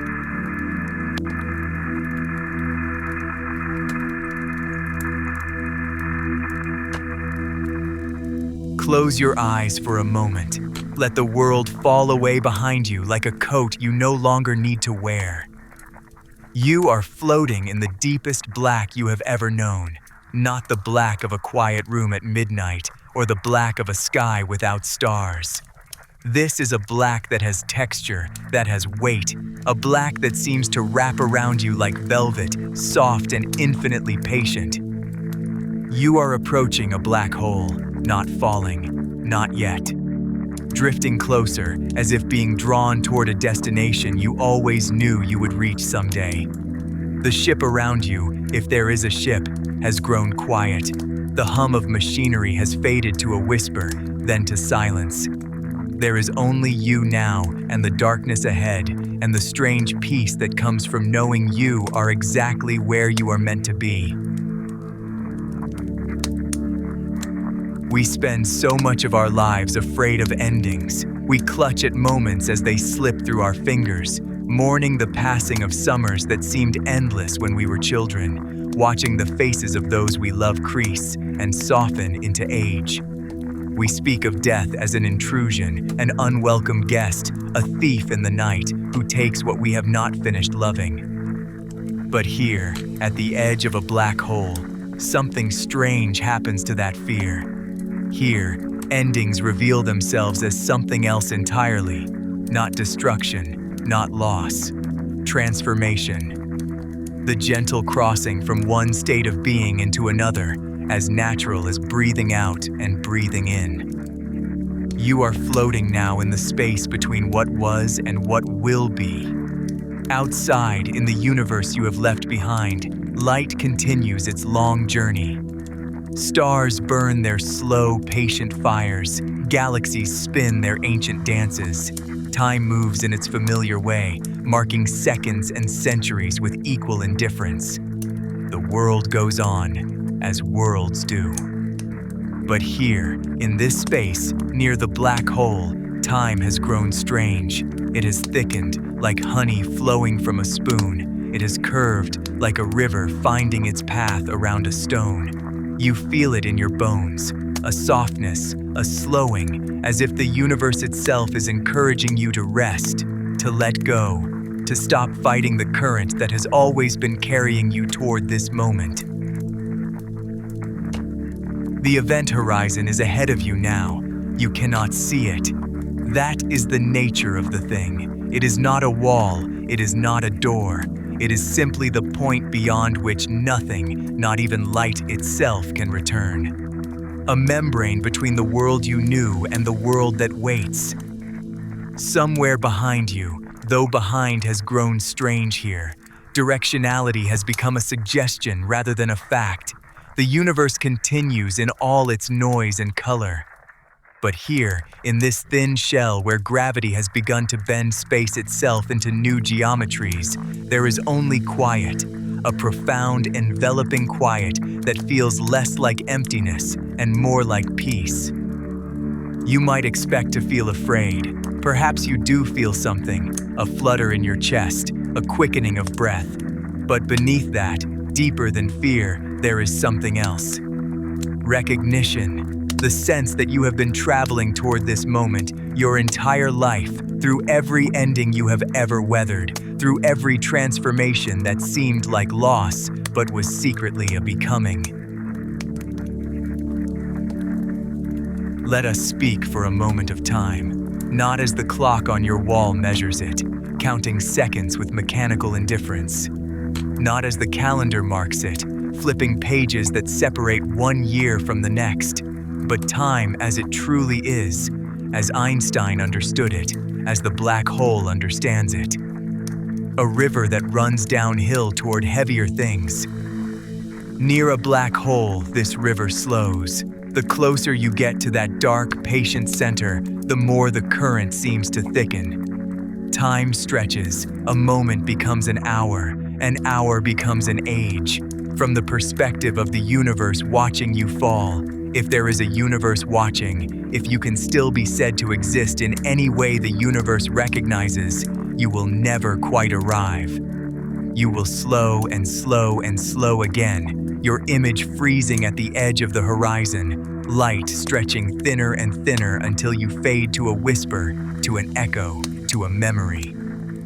But that is their perspective, the universe's perspective, and the universe, as you are beginning to understand, does not see all things. From where you float inside that slowing time, at the threshold of that membrane, the experience is entirely different. You feel yourself falling, certainly. Gravity has not abandoned you here at the edge.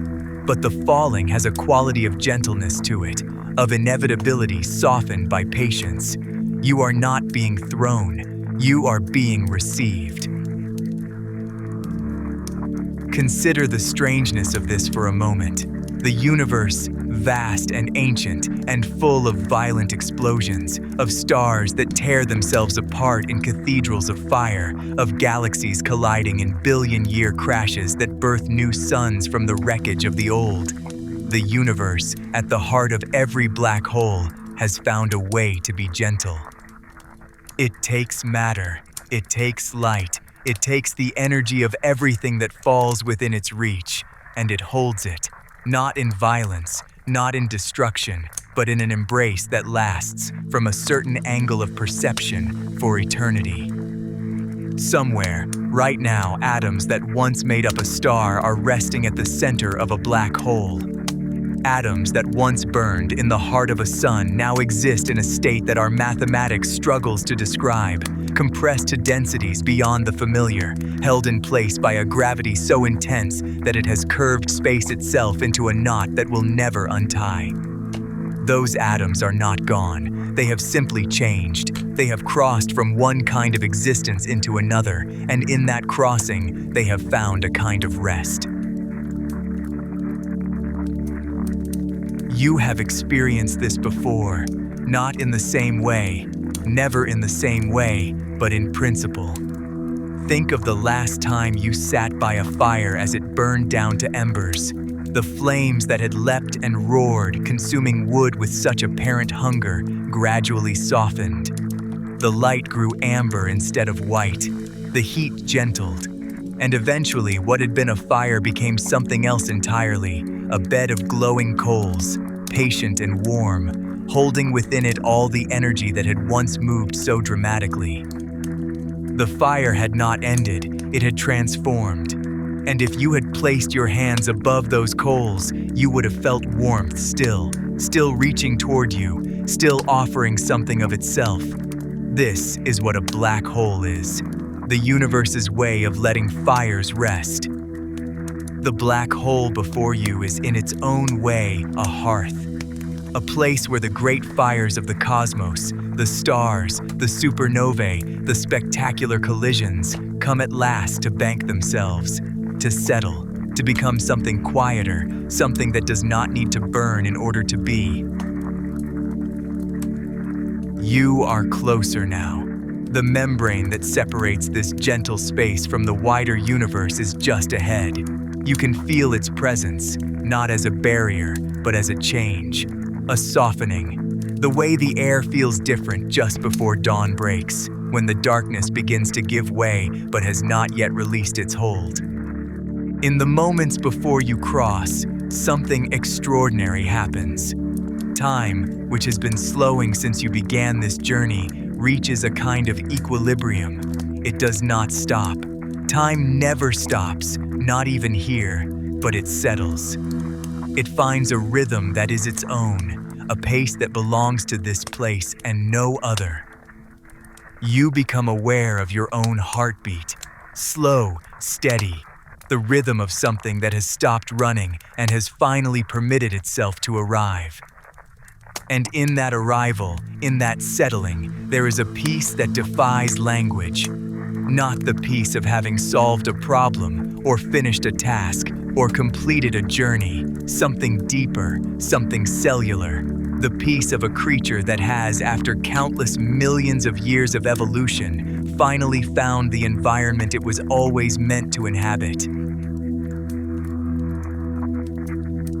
I want to tell you a story about a woman named Carolyn. Carolyn Porco was a scientist. She studied Saturn, the beautiful ringed planet at the edge of our solar system, and she led the team that captured the first photographs of Earth from the outer reaches of our neighborhood. She once spoke about what it felt like to see our small blue world from so far away, how it changed her, how it made her feel both insignificant and precious in equal measure. But this is not her story. This is a story about what she said about black holes.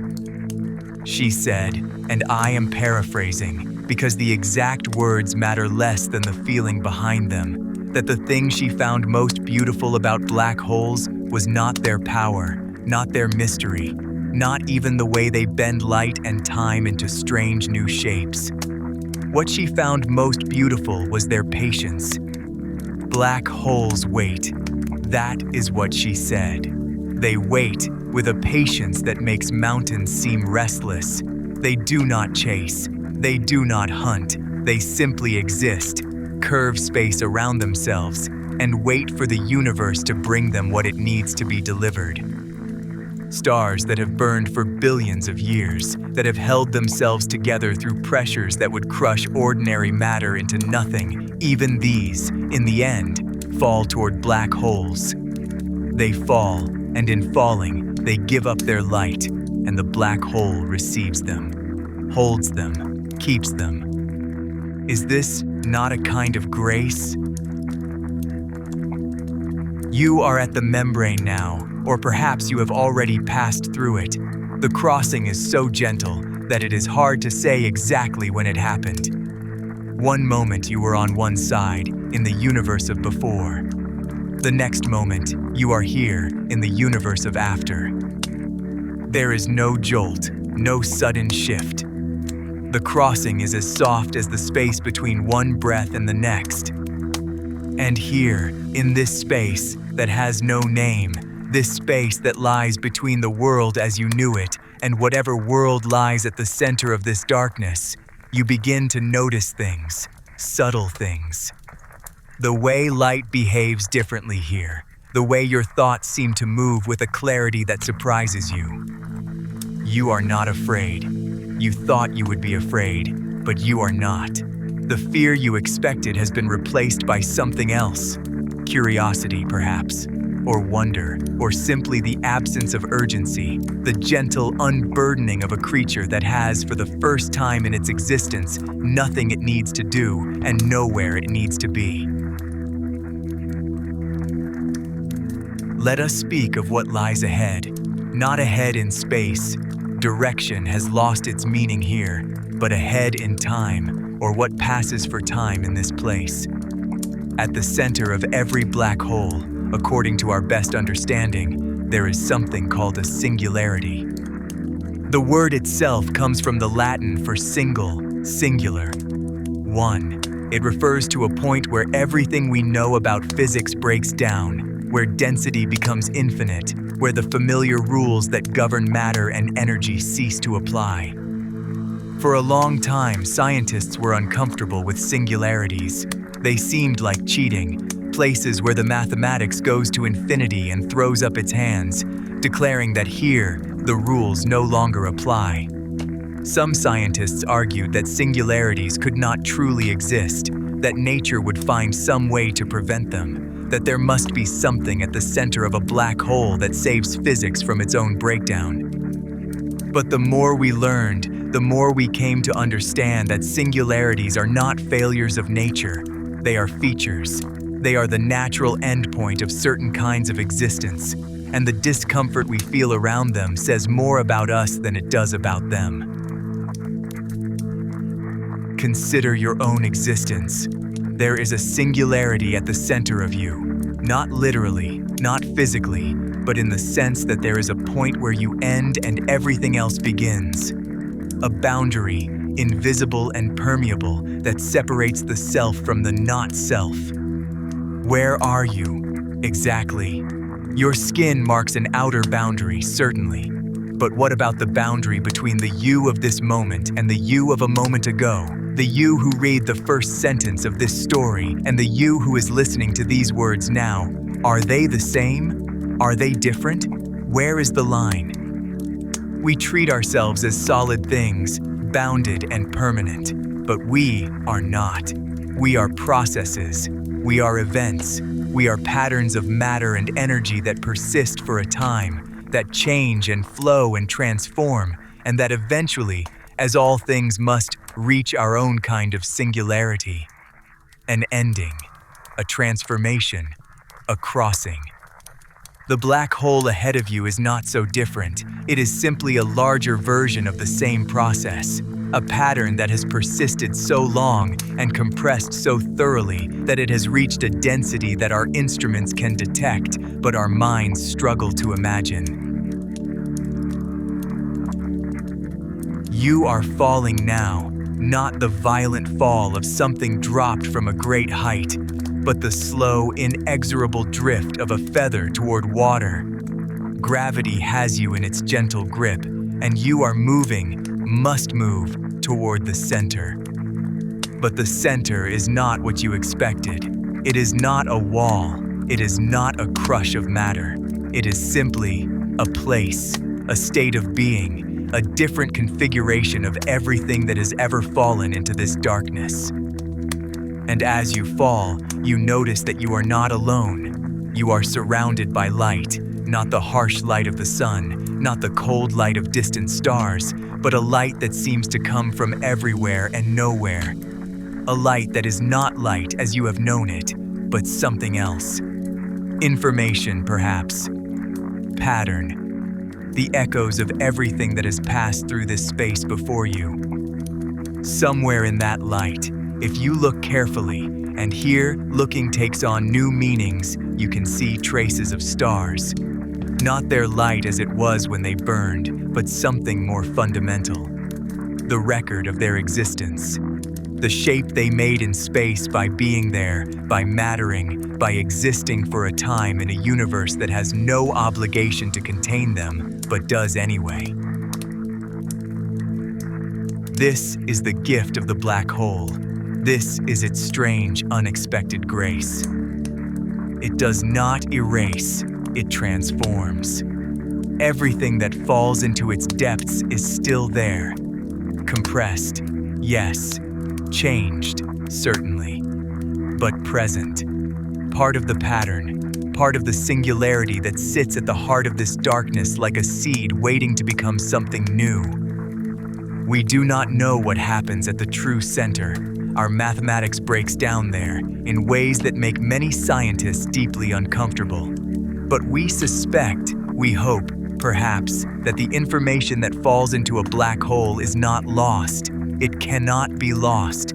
The universe does not lose information, it only transforms it. This is a law that physicists hold dearer than almost any other. Information must be conserved. Nothing that has existed can truly be unmade. And if that is true, if it holds even at the heart of a black hole, then everything that has ever fallen into the darkness is still there, still present, still part of the great pattern that is the universe. You are very close now, or perhaps you have already arrived. Time has grown so strange that it is difficult to say. There is a feeling that comes with this closeness, a warmth, though the temperature near a singularity is not something we typically associate with warmth. The warmth I mean is not physical. It is something else, a sense of being held, of being welcomed, of being received by something vast and patient and entirely without judgment. The black hole does not care what you are. It does not judge you for your choices, your failures, your moments of smallness or cruelty or fear. It simply receives you, takes you in, adds your pattern to the pattern it already holds, the infinite complexity of everything that has fallen before. And in that receiving, in that complete, unconditional acceptance, there is a kind of peace that most of us never find in the busy, noisy world outside. A peace that does not require achievement or beauty or goodness, only existence, only presence, only the willingness to be part of something larger than yourself. Let me tell you something about the physicist who first understood what black holes might be. John Wheeler was an American scientist who spent much of his career exploring the nature of gravity, of space, of time itself. It was who coined the term black hole. Before that, these objects were called by other names, names that reflected our discomfort with their implications. Dark stars, collapsed stars, frozen stars. But Wheeler saw something others did not see. He saw that these objects were not just collapsed stars, they were windows into something new, portals to a kind of existence that had no precedent in human experience. And he saw something else too, something that took him a lifetime to articulate. He came to believe, and this is a man whose entire life was built on rigorous scientific thinking, that the universe itself is not made of things. It is made of information, of patterns, of the relationships between things rather than the things themselves. A black hole in this view is not a place where information is destroyed. It is a place where information is transformed, where patterns that once existed in one form take on another, where the great catalog of existence continues, even as individual entries are edited and revised and combined with all the others. You have crossed so many thresholds now. The membrane of the event horizon is far behind you, a memory rather than a barrier. The region of slowing time has given way to something else, something that has no analog in the world you left. And yet, you are not frightened. You are not even surprised. You have been falling your entire life. You realize every moment since your birth has been a falling toward something, toward the person you would become, toward the experiences that would shape you, toward the endings that would give meaning to the beginnings. The black hole is simply the latest threshold, the latest transformation, the latest invitation to become something other than what you were. And the strange thing, the thing that you could never have understood before you began this journey, is that you are not losing yourself in this becoming. You are finding yourself. Every layer that is stripped away reveals something more fundamental beneath. Every boundary that dissolves shows you the vastness of what you are part of. There is a concept in some traditions that speaks of the self as a series of nests, one inside the other. The small self, nested within the larger self, nested within the larger still, endlessly outward until the outermost nest contains everything that is. You are finding here in this darkness that you were always nested, that you have always been part of something larger than your own small life. That the boundaries you thought were so solid, the boundaries between you and others, between you and the world, between you and the universe, were always permeable, always in motion, always in the process of becoming something other than what they appeared to be. The black hole has not taken your boundaries. It has simply shown you what they always were. Thin, flexible, places where one kind of existence touched another. You are approaching the end of falling now, or perhaps you have already arrived, and the end of falling is not an event, but a state, a place where falling and rest are the same thing, where motion and stillness coexist in a harmony that the outside world could never achieve. The singularity is near, or rather, the region where the singularity would be if singularity is truly the right word. If there is truly a point of infinite density at the center of everything. Some theories suggest that what lies at the heart of a black hole is not a point but a sphere. a tiny, infinitely dense sphere of matter that is also not matter, of space that is also not space. A place where the rules we know break down and new rules, stranger rules, take their place.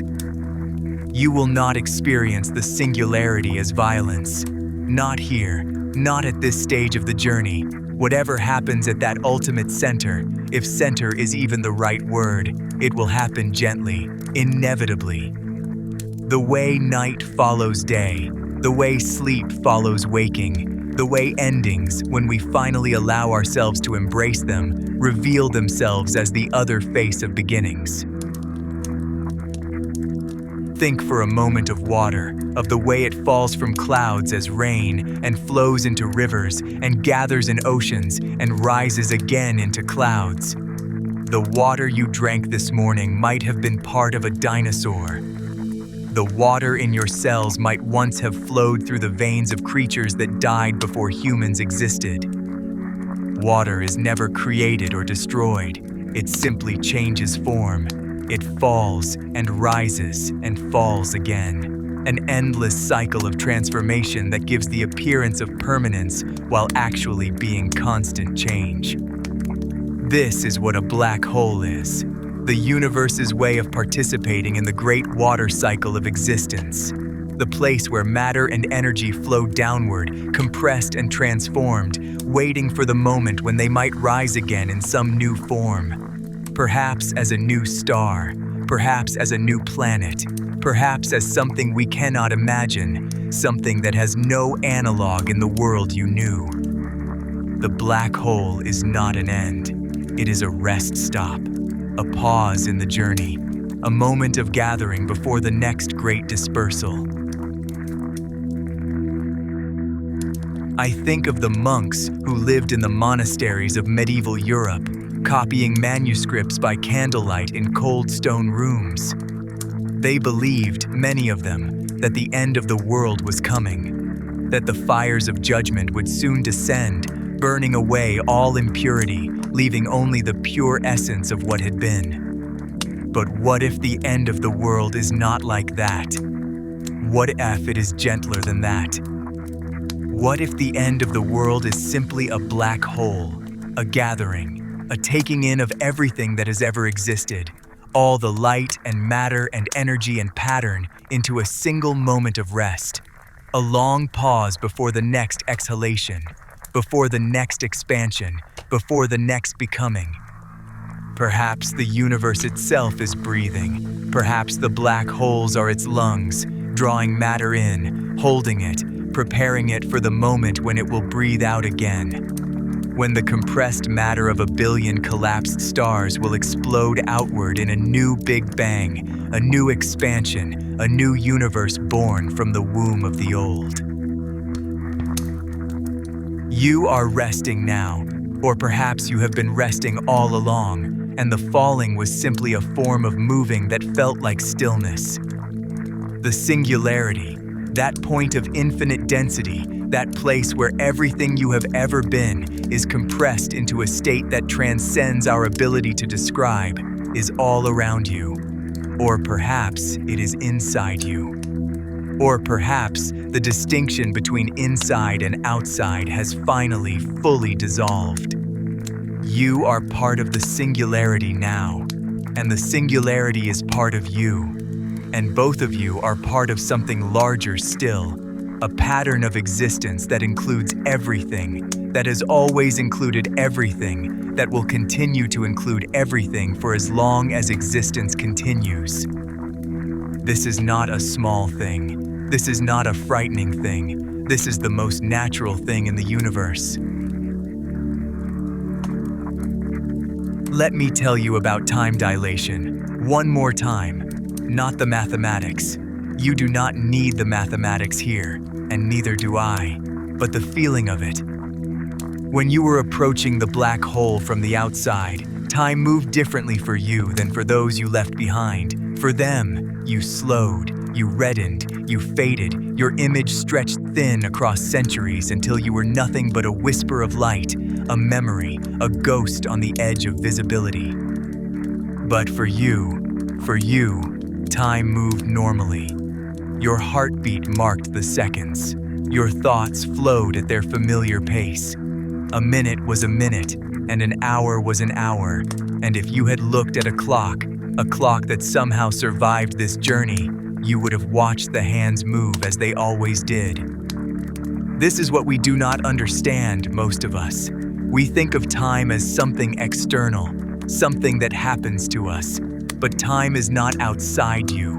Time is not happening to you. Time is you. Time is the space in which your existence unfolds. And when the space changes, you change with it. When the space curves, you curve. When the space slows, you slow. There is no way to experience time wrongly. There is no way to fall behind. Your time is your time, and it belongs to you, and it will carry you exactly as far as you need to go. You are so far from the universe now, or perhaps you are closer to it than you have ever been. The distance that separates you from the stars you grew up beneath has become irrelevant. They are not far. They are you. You carry them within you as you always have. The atoms that make up your body were forged in the hearts of stars that died before our sun was born. You are made of ancient light. You are made of the debris of explosions so vast that they shaped the galaxy itself. And now, you are part of something else. Something that holds within itself all the matter that has ever fallen into its reach. A catalog of existence, a library of patterns, a museum of everything the universe has ever created, compressed into a space that our minds struggle to imagine, but that feels, somehow, exactly the right size. You are not lost. You are found. Completely, utterly, finally found. There is a practice in some contemplative traditions that involves imagining oneself as vast, imagining the boundaries of the self expanding until they include everything: the sky, the earth, the people you love, and the people you have never met. All of it folded into a single experience of being. This practice is usually metaphorical, a thought experiment, a way of shifting perspective. But here, in the darkness at the heart of a black hole, it is not metaphorical, it is literal. You are vast. You have always been vast. The small self you inhabited in the world outside was always nested inside this larger self, this pattern that includes everything, this existence that does not begin or end, but simply changes. You are not the person who entered this darkness. That person has been transformed. The matter and energy that made up that person have been redistributed, woven into the great pattern, become part of the singularity that sits at the heart of everything. But you are also that person, in some sense, in the sense that information is never destroyed, in the sense that the pattern persists, in the sense that nothing that has existed is ever truly gone. I think of the last words of Ludwig Boltzmann. He was a physicist, one of the great ones, a man who helped us understand the nature of entropy and the behavior of gases. He suffered from depression, and in the end, he took his own life while on holiday with his family. But before he died, long before, in a moment of philosophical reflection, he speculated about the nature of the universe. He suggested that if entropy is always increasing, then the universe must have begun in a state of incredibly low entropy. A state so ordered, so improbable, that it could only have come about by chance. And that given enough time, enough trials, any state will eventually occur, including the state we call the present. This is the Boltzmann brain paradox, named for him. The idea that, given infinite time, random fluctuations could produce a brain exactly like yours, with exactly your memories, convinced it has lived exactly the life you have lived.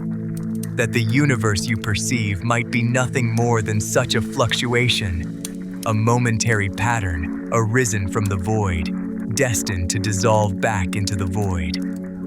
The paradox troubled him, but perhaps it need not trouble us. If we are all, in a sense, black holes, if we are all patterns that will eventually be absorbed into larger patterns, transformed but not destroyed, then the question of whether we are real or illusory loses its sting. Either way, we exist. Either way, we matter. Either way, the experience of being is precious beyond measure. You are at rest now, truly at rest. Not the restless rest of someone who will wake soon, who must rise and continue and face the challenges of another day, but the deep rest of something that has found its place, its shape, its role in the great pattern that is everything. The singularity is not a point. It is a place of such compression, such density, that our mathematics reaches for words that do not exist. But the singularity is also not something to fear. It is simply what lies at the heart of all great transformations. The moment of maximum compression before the release, the pause between breaths, the silence between notes that gives music its meaning. You are in that pause now. You are in that silence, and in that silence, you begin to hear something, not with ears. Ears do not function here, and perhaps there is nothing here to hear, but with something deeper, something that has always been listening. It is the sound of everything, the accumulated whisper of every pattern that has ever existed, stars that burned for billions of years, planets that spun their slow orbits around distant suns, creatures that lived and lived again, generation after generation, while the universe expanded around them. Civilizations that rose and fell, minds that asked questions and found answers and asked new questions. All of it folded into this moment. All of it present and accounted for. This is what you are part of now. This vast catalog, this infinite archive, this gentle, patient darkness that holds everything and harms nothing. I want to tell you about a photograph. In 1990, the Voyager spacecraft turned its camera back toward home and took one last picture of the planet it had left behind. Earth appears in that photograph as a tiny blue dot, a pale urtu of light suspended in a beam of sunlight.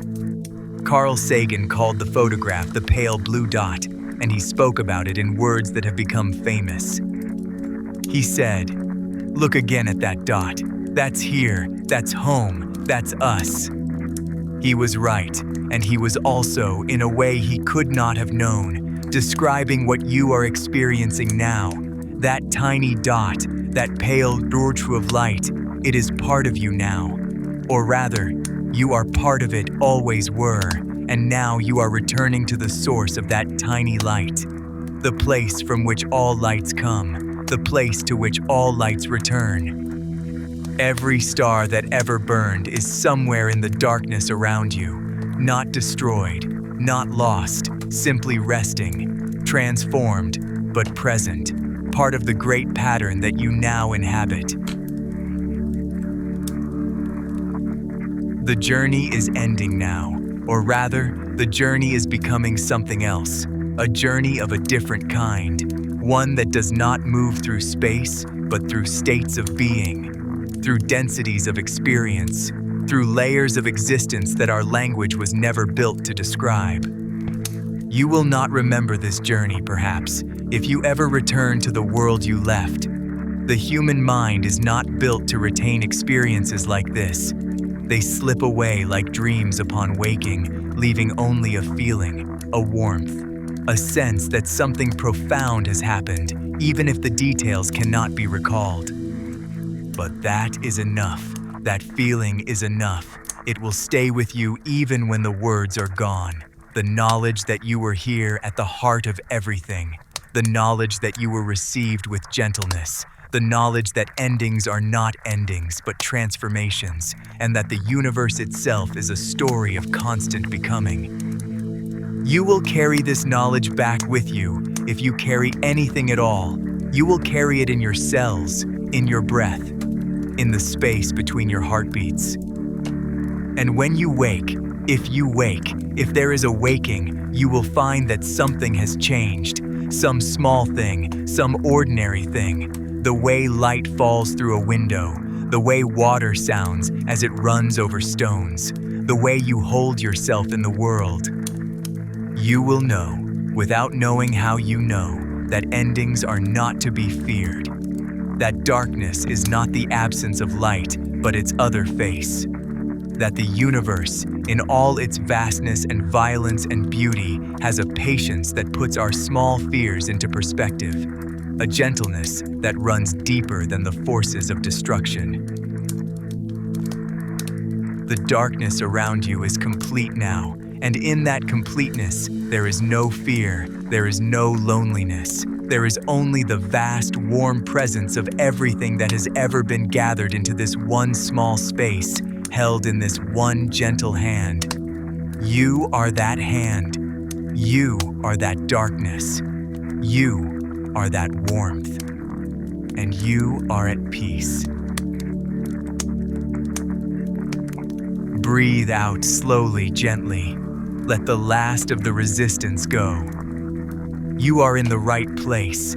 You are exactly where you need to be. And everything that has ever happened to you, every joy and every sorrow, every beginning and every ending, every moment of light and every stretch of darkness, has brought you here, to this threshold, to this gentle crossing. Rest now. Let the darkness hold you. There is nowhere else to be. The universe breathes in, the universe breathes out, and you are part of that breath. Have always been part of that breath, and the breath goes on forever.